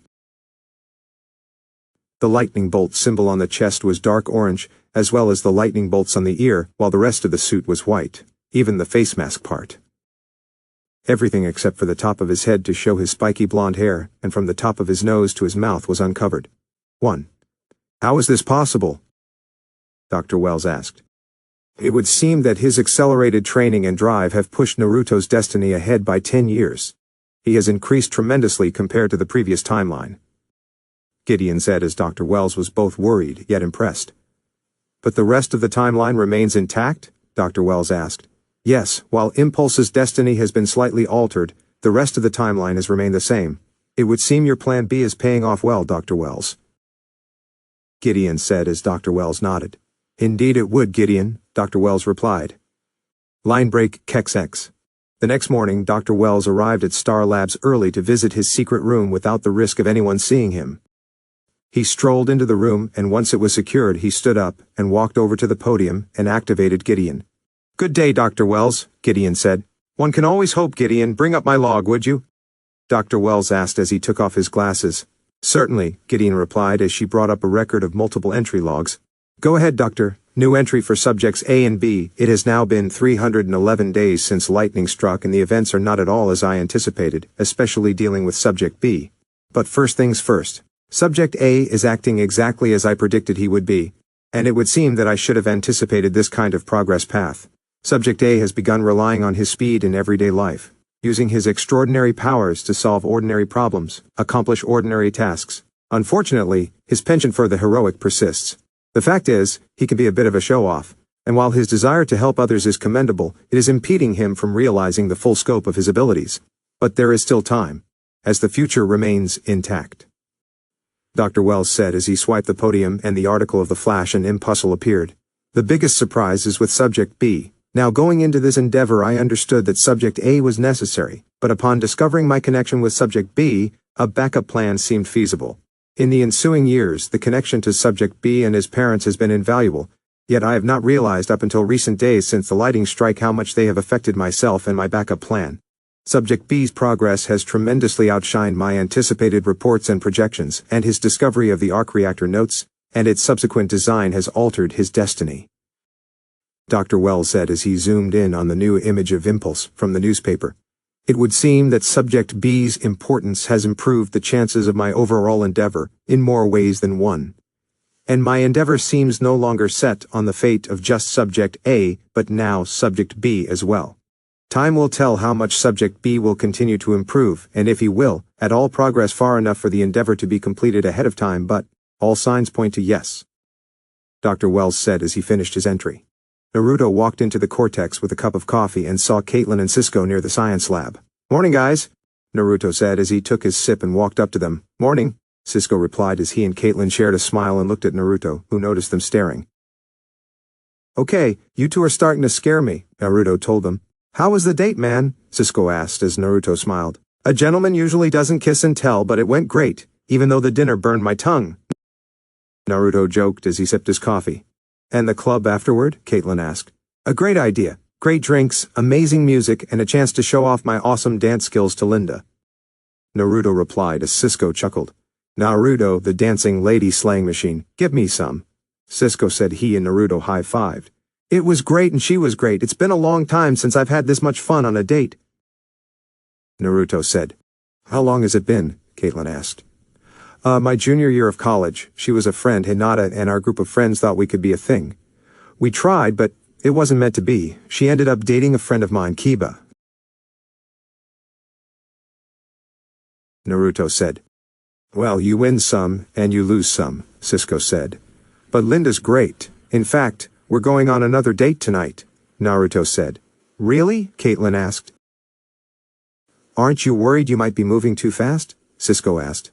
"No, it's just a second date," Naruto told them. "Besides, we've gone on a whole bunch of lunch dates before our date last night, so we've gotten to know each other pretty well." No, I meant going too fast. Hurrying? Look, you're fast, but there's fast and then there's fast," Cisco said as Naruto understood and shook his head. "Am I being subtle? Really not," Naruto replied as he sipped his coffee. "Cisco's right.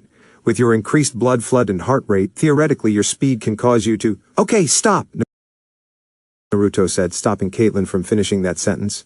"You're gonna need to think about a lot of dead puppies, like we're talking a whole kennel, and baseball, cold showers, nuns," Cisco said as Naruto cleared his throat. "Okay, thank you both for the helpful yet scaring advice, but it's just a second date. Besides, I handled myself perfectly fine at the club last night, and a lesser man would have had an accident. Besides, I've had my fair share of experience," Naruto said as Caitlin looked at him. "Really, how much experience?" Caitlin asked as Naruto looked at Cisco, who quickly shook his head no. "I'm not about to answer that," Naruto said as Dr. Wells strolled in. "Morning, Dr. Wells." "Morning, how was your evening, Naruto?" Dr. Wells asked. "Incredible, to say the least," Naruto replied as Dr. Wells smiled. "Where's Barry? He's late, isn't he?" Dr. Wells said, answering his own question. "Late is kind of his signature move," Caitlin said. "Hey, you guys want to see my signature move?" Cisco asked as a whoosh of air hit them and Barry appeared with a cup of coffee. "Hey, look who decided to show up," Naruto joked as Cisco and Caitlin chuckled. "Sorry, got a little held up," Barry said as they looked at him. "Had to be there." "I'm going to need a moment or two alone with Barry," Dr. Wells said as Caitlin and Cisco left.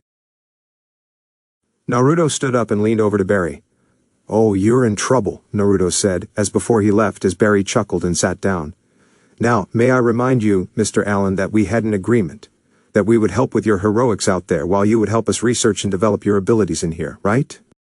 Dr. Wells asked. "And it seems as though lately you haven't been keeping up your end of the bargain." "Yeah, no, I know. I guess I've just gotten a little caught up with being able to help people, put bad guys away. It feels good," Barry replied. "Naruto helps you with that, and he still finds time for us to analyze his body and help test his abilities. Imagine how good it would feel to cure diseases, stop aging, reverse paralysis," Dr. Wells said as Barry nodded. "All good causes. So, how can I help you do that? You need more MRIs? More blood?" Barry asked. "I need more speed," Dr. Wells said as Barry nodded. Speed is the key to progress, and speed is the key to unlocking the true nature of your abilities and their benefits for the rest of the world. You need to kick it up a notch. He saw Barry getting a call. There was a homicide. "I'm sorry, I gotta go," Barry said. "Remember, this is not just about you," Wells told him as Barry nodded. Barry left for his job, so Dr. Wells went to check on the others. Cisco and Caitlin were doing their own thing while Naruto was in the cosmic treadmill room, having just finished suiting up in some workout clothes. "Some more training, Naruto?" Dr. Wells asked as Naruto looked at him. "Yeah, I figured I could take a break from the arc reactor and train a little bit," Naruto said as he strapped on his boots. "Besides, I want to see how my powers are going to grow, and maybe see if I'm faster than Barry." Dr. Wells chuckled as he went to the control room. "All right, let the training begin," Dr. Wells said over the intercom, as Naruto started up the treadmill and began running, easily passing Mach 1, and was running an average of about 880 miles per hour. Naruto concentrated and tried to run faster, pushing himself as hard as he could, but he was still only averaging 880 miles per hour. Come on, faster!" Naruto shouted as he tried running faster, but his speed wasn't changing. Naruto kept trying, but after a few minutes he saw his speed wasn't increasing, so he slowed down and stopped. Naruto bent over, catching his breath as Dr. Wells came into the room. "I'm not getting faster. I've stayed the same the past week. How come I'm not getting faster?" "I don't know. There's still a lot we don't know about your powers, Naruto. It could be any number of different factors: sleep, diet, metabolic rate, environment, mental condition, etc. But with a little more time and research, we'll figure out your abilities," Dr. Wells said as Naruto nodded.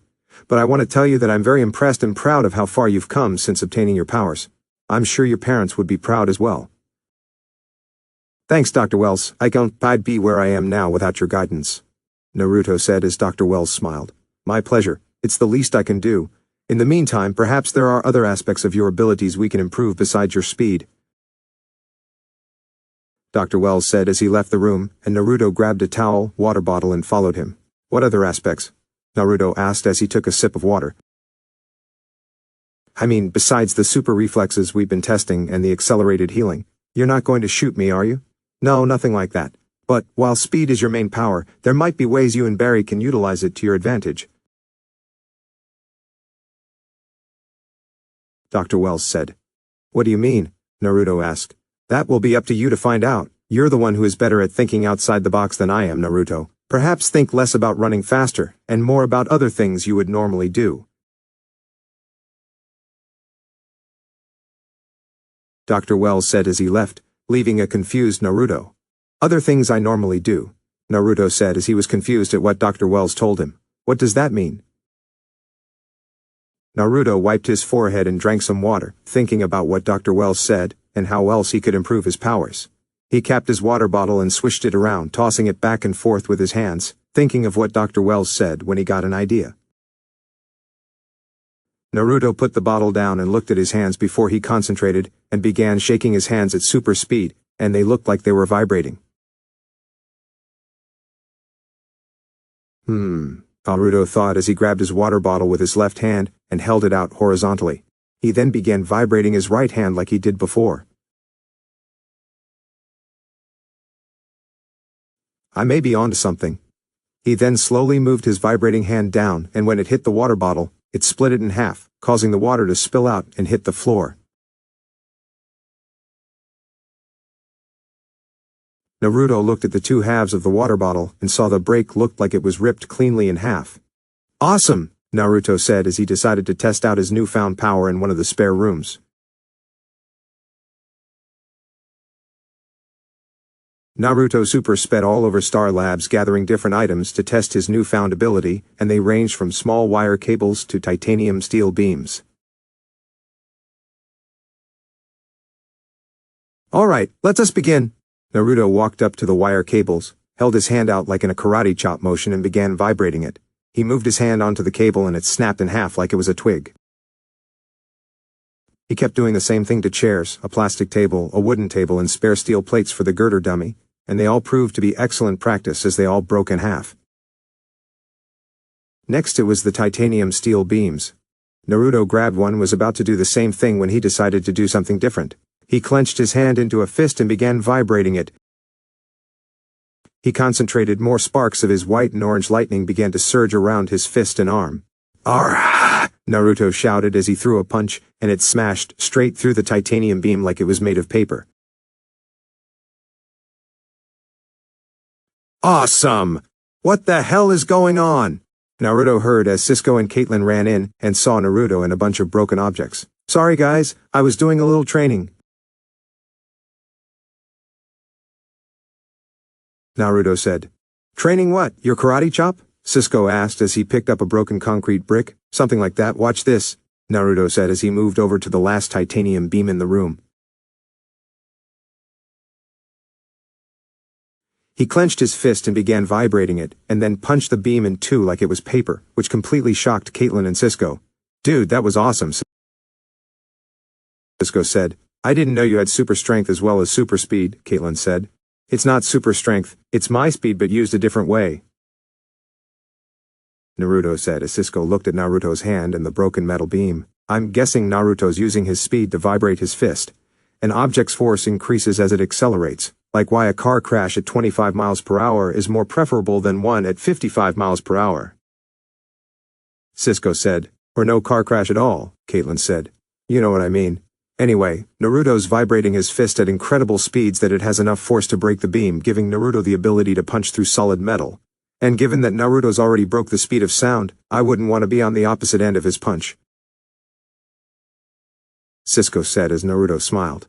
Cool, I'm One Punch Man, Naruto said as Cisco and Caitlin were confused. It's a manga I really like, so what should we call this new move? How about the Iron Fist? Caitlin asked, as Naruto and Cisco shook their heads. Not bad but not that good either, more for someone with actual super strength. How about the Force Punch? Naruto asked as Cisco shook his head. No, I got it, the Infinite Mass Punch, Cisco said as Naruto hummed. I kinda like it, Naruto replied. Not bad, Caitlin replied. I know you're not yet at infinite mass yet, but it sounded better than mass punch unless you'd rather go with a scientific label like molecular vibration? Cisco asked as Naruto shook his head. Infinite mass punch is good, Naruto replied as he got a text from Tsunade. Hey guys, I'll be back in a bit, Tsunade needs something. Naruto Super sped away from Star Labs and arrived at the shelter to see Tsunade waiting in the kitchen, prepping a stock base for soup. Hey, you said you needed to see me? Naruto asked. Yeah, thanks for coming. I know you've got a date tonight, so do you mind helping Shizune with dinner before you leave? I've got some errands I need to run in the city, and I'll be gone for a while, Tsunade said as Naruto nodded.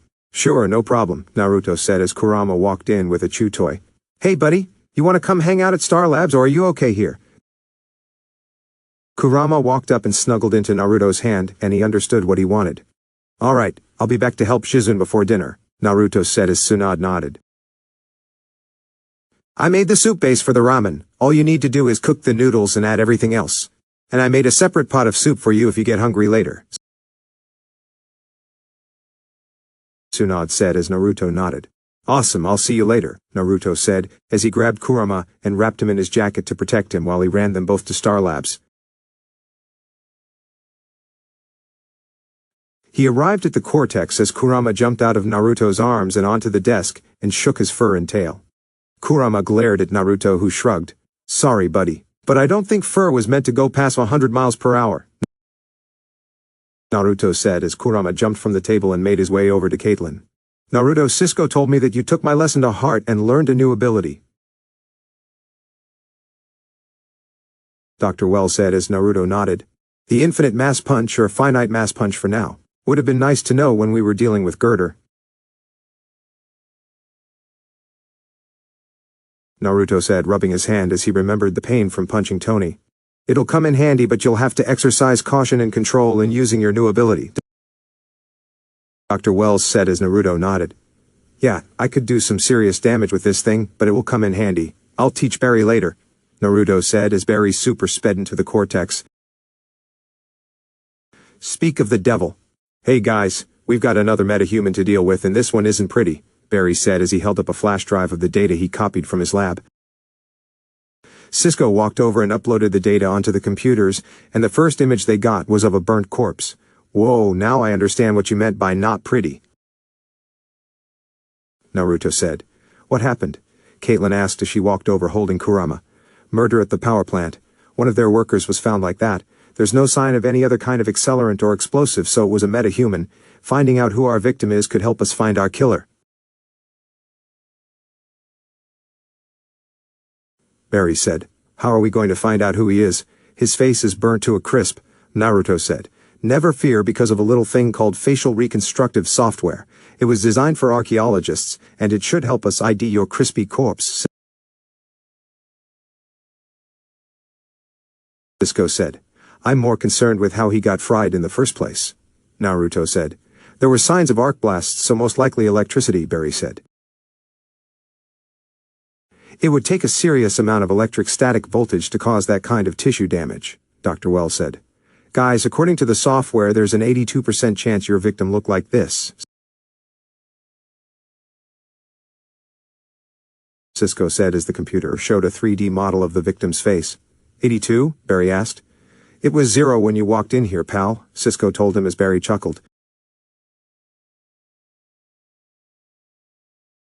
Can you cross-reference that with the DMV database and maybe get a name? Barry asked as Cisco nodded. Absolutely. This software can do just about anything now that Felicity reprogrammed it.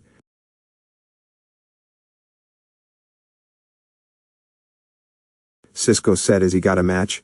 Casey Donahue, no wife, no kids. Used to work at the Petersburg electrical substation. That can't be a coincidence, Caitlin said. That's weird. Someone just used his ID to enter the substation, Cisco said as the computers picked up something. The Petersburg grid experiences a power drain right now, Caitlin said as Naruto looked at the screen. That's not good, Naruto said. Barry B. Dr. Wells was cut off as Barry just left. Careful, I got him, Naruto said as he left. Barry and Naruto suited up and raced through the city to the substation. They stopped to see a man absorbing the electricity from the main power conduit. Naruto put on his goggles and switched it to electrical overlay mode and saw the power drain was going to cause a serious system error and cause a huge blackout. Cisco, this guy's power drain is going to cause a huge blackout. How do I stop it? Naruto asked. You'll need to engage a system reset. There's a panel on the north side, Cisco said as Barry looked at Naruto. Go, I got this, Barry said as Naruto ran to the north side of the station. Okay, look for a black-colored panel, Cisco said as Naruto saw it. He vibrated the lock and it broke off, allowing Naruto to open it. Look for 4 electrical router switches. Flip them all to standby mode. Naruto flipped all 4 switches and a large red light appeared on the bottom. The station will begin resetting to its default settings. Now, hit the big red button on the bottom. It should normalize the system, Cisco said as Naruto did, and from the sounds of the wires and machines, it seemed to work. Thanks, Cisco, Naruto said. Ah! Naruto heard as he ran to see Barry on his knees as the metahuman hit Barry with his electricity. Naruto froze for a second as he saw orange electricity being sucked out of Barry's body and into the metahumans. Naruto ran forward and shoulder-checked the metahuman, sending him flying away. Barry dropped to his knees in exhaustion as Naruto ran up to him. Barry, are you okay? Naruto asked as Barry tried to catch his breath. Both of you get out of there, Dr. Wells said as Barry ran forward. But instead of moving at super speed, he was running like a normal person. Run, Barry, Dr. Wells said. I can't, my speed, it's gone, Barry said as Naruto and the others were shocked. Line break XX. Back at Star Labs, Barry was running on the cosmic treadmill at a normal pace of about 7 to 8 miles per hour, with no sign of using his super speed. Watching him was Caitlin, Cisco, Dr. Wells, and Naruto, who was still in his impulse suit with his mask down. He runs slow even for a normal person, Cisco said as Barry stopped to catch his breath. You can't just lose your powers. Your DNA was transformed by the particle accelerator blast. There's no way to untransform DNA, Caitlin said. Tell that to the treadmill, That metahuman did something to Barry.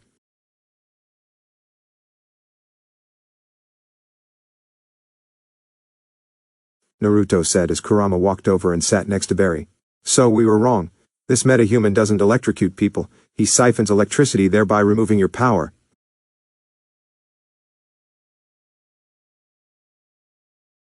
Dr. Wells said.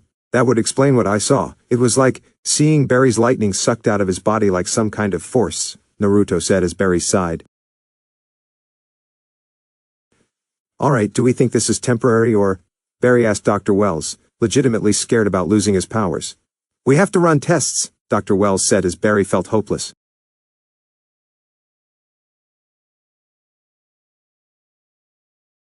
Look, Barry, we'll figure something out.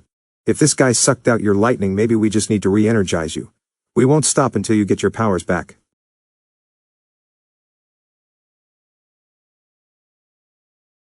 Naruto said as he pat Barry on the shoulder. Okay. I've got to warn Joe, Barry said as he got up to leave. Barry, we'll find a way to restore your speed, I promise you that.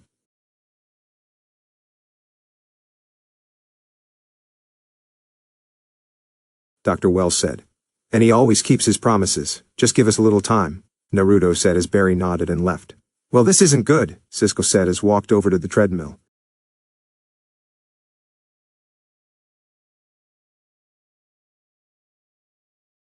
I still can't believe this is happening. Poor Barry, Caitlin said. We'll help him, Caitlin. The Flash isn't gone yet, Naruto said as his phone beeped.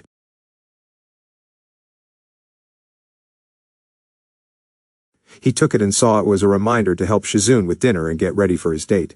Aw, crap. Guys, I need to head to the shelter. I promised Tsunade to help with dinner, but I'll be back when I'm done.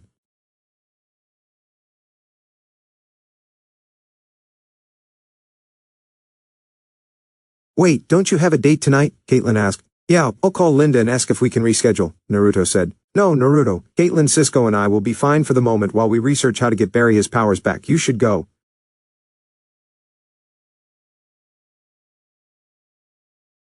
Dr. Wells said as Naruto was unsure. Yeah, dude, we can handle it for now, Cisco told him. Go out and show Linda a good time, Caitlin told him as Naruto nodded.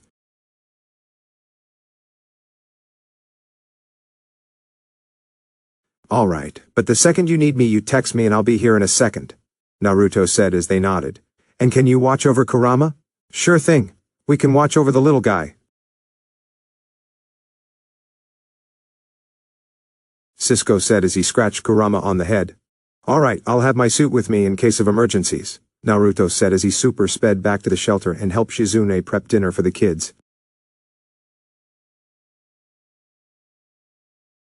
He then made himself a quick meal and got ready for his date.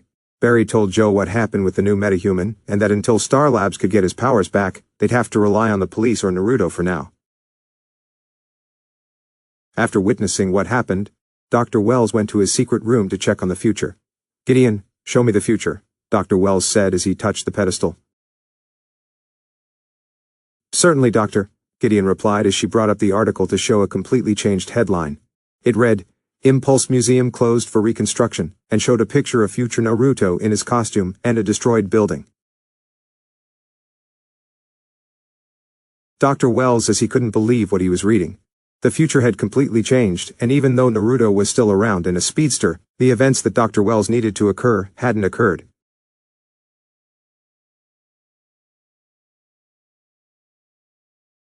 Dr. Wells exhaled in frustration and desperation as he knew that time was running out. Run a complete search, show any references to the Flash, Dr. Wells said as Gideon did. 0 references to the Flash, Gideon replied. Look again, Dr. Wells told her. 0 references, Gideon replied. Show any references to Barry Allen. Dr. Wells told her. 0 references to Barry Allen, Gideon replied. Look again, Dr. Wells shouted. I've searched 3,452 times, Dr. Wells, there's nothing. Gideon replied. Gideon, does Impulse encounter any of the same events as the Flash that lead to the same outcome as before? Dr. Wells asked as Gideon did a search. I'm afraid not, Dr. Wells. Without the Flash, the events did not occur as its fate is tied directly to that of Mr. Allen. Naruto's destiny is different than that of Mr. Allen's as his are tied to you, Dr. Wells. Mr. Allen must be the Flash for the events you need to occur. Gideon told him as Dr. Wells knew that while having Naruto as a plan B was a valid alternative, he needed Barry as the Flash for the plan to even exist. The Flash needed to exist for Dr. Wells' plan to happen, and he would come back. Naruto just finished his shower and got dressed. He fixed his belt on his jeans as he put on his black button-up when he heard Shizune call him. "Naruto!" He heard Shizune call. He walked to the front door to see Shizune wanted. "What's up?" Naruto asked as he saw Shizune and Linda. "You have a visitor?" Shizune said with a smile. "Linda, hey. I thought I was going to pick you up," Naruto said. "I thought I'd surprise you," Linda said as Shizune heard some kids shout for her. "Well, I've got some things to do. You two enjoy yourselves tonight," Shizune said as she left. "She's nice," Linda said. "Yeah, Shizune's the best. Tsunade too, but she's not here right now. Come on, I'll show you around," Naruto said as he showed her around the shelter. "So how long have you been living here?" Linda asked as they made it to Naruto's room. "Oh, nearly 2 years. I found my way here after my parents' car accident," Naruto said as Linda comforted him. "Oh, I'm sorry," Linda told him. "It's okay. Tsunade and Shizune helped me a lot after their accident, and I've gotten my life back in order. Anyway, enough about that, so here's what I got planned for the night. First, a dinner reservation at Table Salt, then we head to an awesome jazz club to hear Mal Duncan, and if you're not sick of me by the end of the night, we can get some ice cream," Naruto told her as she smiled. "Or," Linda said as she kissed him and they fell on the bed. Line break, Kexx. Back at Star Labs, Barry was looking at his suit longingly, wondering if he would ever get to wear it again. He exhaled in sadness when he heard footsteps and saw Caitlin with Kurama in her arms, and was surprised to see Tsunade there as well. "Hey Barry," Tsunade said as Barry smiled. "Hey Tsunade, what brings you here?" Barry asked. "I was doing some chores in the city, and Naruto called me and told me what happened. I wanted to see how you were doing and to get you something to help," Tsunade said as she handed him a box of cupcakes from the best bakery in the city. "I know the cupcakes always help Naruto and the kids when they go through rough patches." "Thanks, Tsunade," Barry said as he happily took the box while looking at his suit, longingly. "You miss it, don't you?" Tsunade asked as Barry nodded. "I didn't have my speed for very long, but now that it's gone, it feels like a part of me is gone too," Barry told him. "With or without your speed, you're still you, Barry," Caitlin told him. "No, I'm not. I'm not the best version of me. I love being the Flash. I love everything about it, the feeling of running hundreds of miles per hour, wind and power rushing past my face, being able to help people. I'm not sure I can live without it," Barry said as Tsunade decided to give him the same advice she gave to Naruto a while ago. "You know, Naruto went through something similar when Shizune and I first met him. A boy who had lost his world, everything he hoped to be, was dashed the day of his parents' accident. But Shizune and I saw the kind of man he was and the potential he had. I told him then the same thing I'm telling, you know, what you lost will only define you if you choose it to. I told Naruto that loss and hardships come with living, but they will only define you if you choose it to, and Naruto eventually managed to get his life in some semblance of order. Barry Allen is as much part of the Flash as your powers, and with or without them, the Flash will live on," Tsunade said with a smile as Barry smiled back. "Farouk Gibran," they heard as Cisco walked in holding a tablet. "Excuse me?" Tsunade asked. "The Powers vampire who jacked your speed. I hacked into surveillance footage from the substation. Once I got his face, it was easy to find a match," Cisco said as he showed them an article about him hurt during the particle accelerator explosion. "He climbed an electrical tower the night of the accelerator explosion," Barry said, reading the article. "No surprise where his powers came from," Caitlin said, as they heard the computer beeping. Yep, Kurama shouted in concern as Caitlin tried to comfort him. Cisco ran over and saw it was the security system. "Oh, you've got to be kidding me. This is not happening," Cisco said as Tsunade, Barry and Caitlin came over and saw Farouk outside of Star Labs. "Dr. Harrison Wells, I need to see you. Come on, I know you're inside. Open the door. I just want to talk, Dr. Wells. Wells, let me in," Farouk shouted as he then walked out of the security camera's view.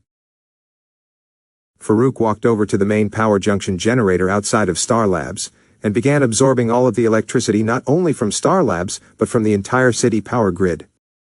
Barry, Caitlin, Cisco and Tsunade watched as the lights went out, along with all the power and security system. "That's not good," Tsunade said when they heard an explosion that shook the room a bit. "He's inside," Barry said as Dr. Wells wheeled in. "It's Farouk," Dr. Wells said as Tsunade tried calling Naruto but she couldn't get a call through and got nothing but static.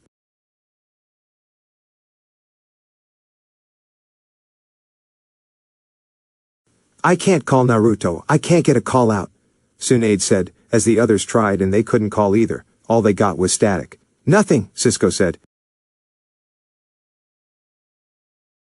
It's Farouk, his electrical powers are dampening anything electronic in close proximity to him, Dr. Wells said as they all panicked. I need my powers back.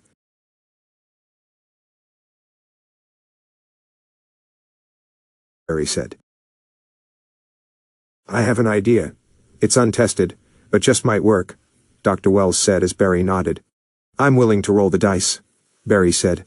Okay, you've lost your speed, yes. But nothing has changed inside you on a subatomic level. In other words, your cells are still primed.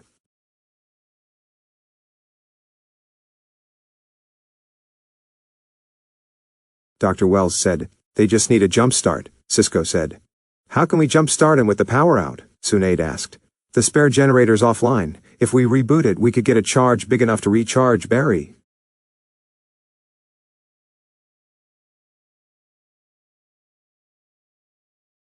Cisco said. We need something that can transmit the load from the generator to Barry without shorting out, Dr. Wells said. The treadmill. My baby can take the charge. Cisco said. What if Barry can't? Caitlin asked. Well, that's up to Mr. Allen, Dr. Wells said, as Barry walked to the door. Where are you going? Tsunade asked. I'm going to talk to him, Barry said. No, that's a horrible idea, Tsunade told him. You guys didn't see him at the substation. He needed to feed. Naruto and I got super speed out of the particle accelerator blast, but his best friends died and he woke up with a disease, Barry said, sympathizing with him. Earlier today, you worked a crime scene where this metahuman electrocuted an innocent man. He's a murderer, and without Naruto here you are powerless against him, Dr. Wells told him. He may just need help like I did. I don't need my powers to offer him that. I have to try, Barry said as he left. 10 minutes earlier, back over at the shelter with Naruto, he was currently with Linda Park, both of them stripped to their underwear. They were on his bed with her on top of him, engaged in a very heated and steamy kissing session. Naruto broke away from the kiss and moved to her neck, kissing it as Linda moaned. Naruto's hands caressed her back and began slowly vibrating his hands as Linda jumped in shock. Whoa, why'd you stop? That felt amazing, Linda said as Naruto smiled.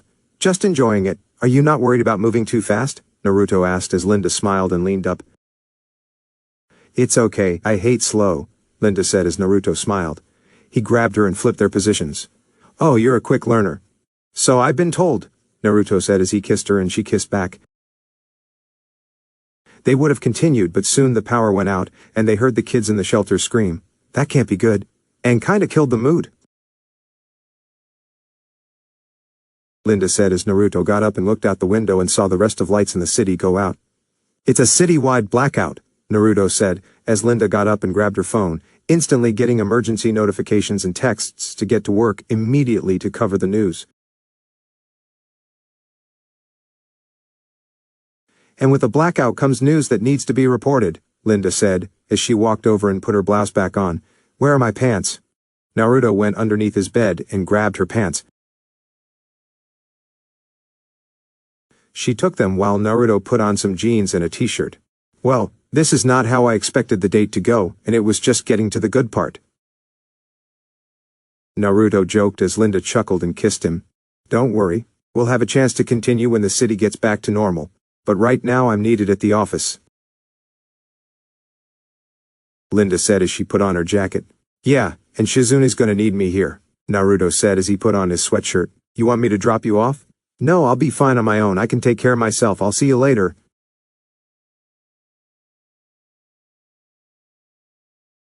Linda said as she kissed him and left. Naruto walked out of his room into the kitchen to see Shizune setting up candles and flashlights. Naruto, where's Linda? She left for her job. How can I help? Naruto asked as he grabbed a flashlight. I'm going to keep the kids together in the living room. Can you check the breaker and see if there's anything you can do? Shizune asked as Naruto nodded and quickly sped outside. He opened the breaker panel and saw the breakers were fine. He tried resetting them, hoping to get a little power, but he guessed there was something wrong with the city's electrical grid, and that caused the blackout. Naruto walked back inside and saw all the kids in the living room with blankets, pillows, and books to keep them comfortable and occupied. Shizune put candles and lanterns around for light. "Anything?" she asked. "No, the breakers are fine. My guess it's something wrong with the city's electrical grid. I'll head to Star Labs and see if there's something we can do," Naruto said, as Shizune nodded. "Be careful, and can you look for Tsunade? I tried calling her but I couldn't get through," Shizune said as Naruto nodded. "I'll bring her back," Naruto said as he ran to his room and grabbed his backpack. He opened it up to reveal his impulse suit, and he quickly changed before speeding out of the shelter and into the city. As Naruto was running, he checked his goggles and they were still working, but the connection to Star Labs was cut off, and he couldn't get a signal to them. As he was running, he stopped in an alley as he saw a large collection of blue and red lights 3 blocks away. Must be some kind of police emergency, Naruto thought, as he looked and saw the emergency was in the opposite direction of Star Labs, but with the power out, the police would need his help. Let's hope it's nothing serious. Naruto Super sped down the streets and stopped around the corner to see the police had set up barricades, cars, and an emergency tent outside of the police station, with armed officers and SWAT members everywhere. Something's wrong, Naruto thought as he ran up a building and stopped on the roof. He put on his goggles and switched them to thermal and got a reading of 13 people in the police station. 12 of them were sitting while the 13th was walking around. Hostage situation. I can tap the police feeds with my goggles. Naruto switched to the radio frequency setting and set it to the police feed that Joe had provided Star Labs, so Naruto could hear everything. He saw the police captain walk around with one of the radios talking to the man inside holding everyone hostage. Talkman, I am presently in control of 8 of Central City's finest, 3 underpaid assistants, and 1 very brave civilian girl. You've got demands, I want to hear them. But first, let the civilians go. Would you prefer I sent them out alive or dead? Please be more specific. 1 helicopter, 1 vegetarian takeout meal, 1 laptop with 8 gigabytes of RAM will be delivered on this roof at exactly 53 minutes and 27 seconds from now, or I shoot a hostage. There is a citywide blackout. I'm gonna need more time. Captain, you may delay but time will not. Talkman the Clock King. Like a sociopathic Sherlock Holmes, Naruto thought, as he switched to thermal again to get the position of Talkman. Well, I've broken Mach 1, so hopefully I'm faster than a speeding bullet. Naruto took a deep breath and ran off the roof of the building and around to the back of the police station, entering through the garage. Naruto slowly walked in and down the hallway as he made his way past the evidence room and was nearing the area Talkman kept the prisoners. Naruto heard Talkman talking, so he hugged the wall, slowly inching to the door. He peeked his head out and saw the group of hostages sitting in a circle with Talkman looking out the window. Joe looked and saw Naruto in his suit at the end of the hall, who gestured him to keep Talkman occupied, and Joe nodded. End this now and I'll talk to the DA. Joe told him as Talkman looked at him. It was your district attorney that denied me furlough so I could visit my dying sister one last time, say goodbye to her in person. Ah, time I'll never get back? Talkman shouted in anger, as Joe noticed Eddie about to move and tried to signal him to stop. So however long I have in this life, I promise not 1 second more will be spent in a prison cell. Eddie then shot Talkman in the back as Talkman grunted in pain. Eddie lowered his guard, thinking that was it, but Talkman just grit his teeth, turned, and fired a bullet at Eddie. Eddie! Iris shouted, as Naruto ran forward. Time slowed down as he saw the bullet exit the pistol and sail through the air towards Eddie. Naruto moved as fast as he could as he saw the bullet getting closer, and when it was about a foot away from Eddie, Naruto grabbed the bullet and Eddie and tackled them out of the way. To Naruto, it felt like forever, but to Talkman and the bystanders, it happened in the span of a second as they saw Talkman fire his gun and a blur save Eddie. Interesting, Talkman said as he walked over to the desks and saw Eddie sitting on the ground in confusion. Talkman raised his gun and was about to shoot Eddie in the face when Naruto came around with his vibrating fist and sucker punched Talkman across the face. The punch had enough force to send Talkman off his feet and through the window, outside where the police immediately took him into custody. Naruto walked over to the window and saw the police taking the Clock King, so Naruto quickly super sped over to the hostages and freed them from their handcuffs.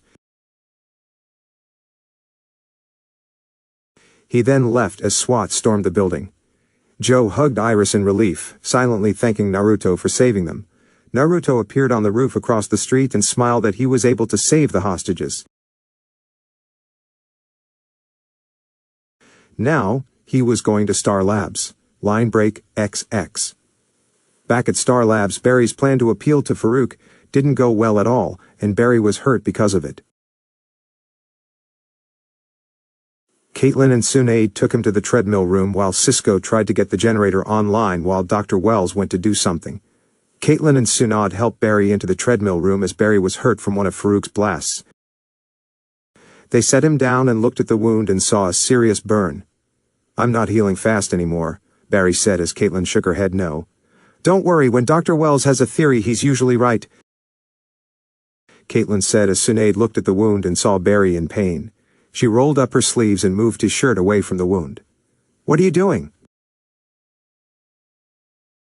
Barry asked as Tsunade looked at him. "Helping you," Tsunade said, as she took a deep breath, and her hands began glowing green, which froze Barry and Caitlin in shock. She placed her hand on Barry's wound, who hissed in pain, but then the wound got better, and the damaged cells began to heal. After a few seconds of contact, Tsunade moved away, and Barry's wound was completely healed. "It's getting a bit easier." Tsunade then dropped to the ground in exhaustion as Caitlin and Barry helped her. "Hey Tsunade, come on," Caitlin said as they helped her sit up and leaned her against the wall.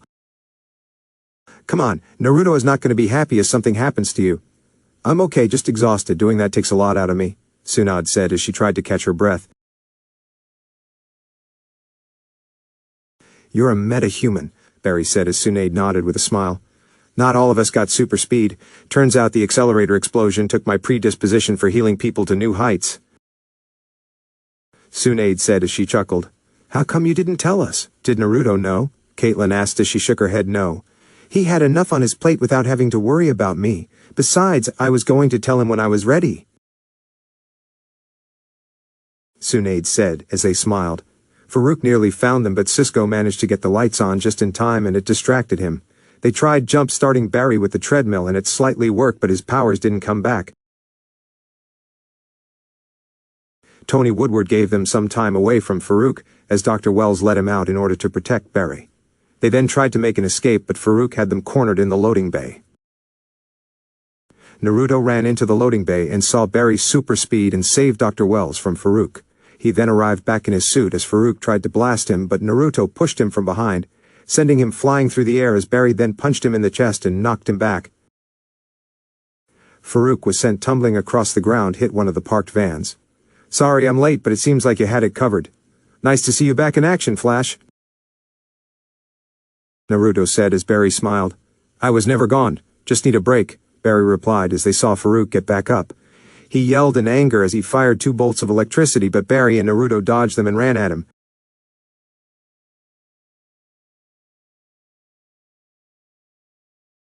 Barry ran to the side as Naruto ran straight at Farouk and shoulder-checked him away.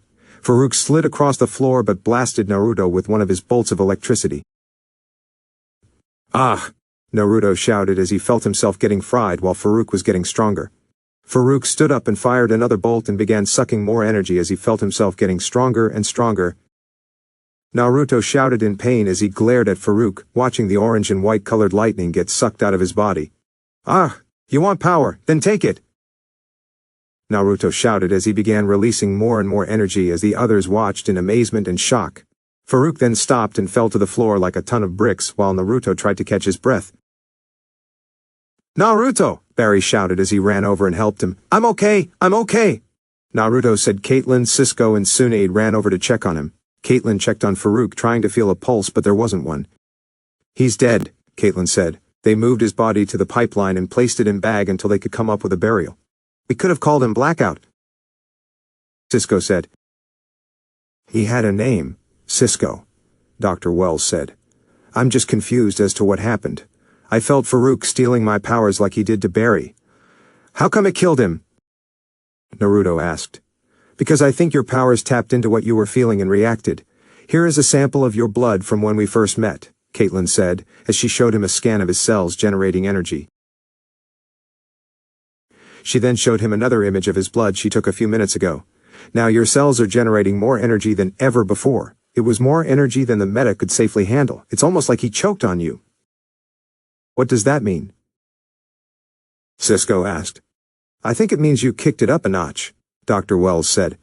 I did the same test on Barry and it's the same. His cells are generating faster than ever before. Caitlin said.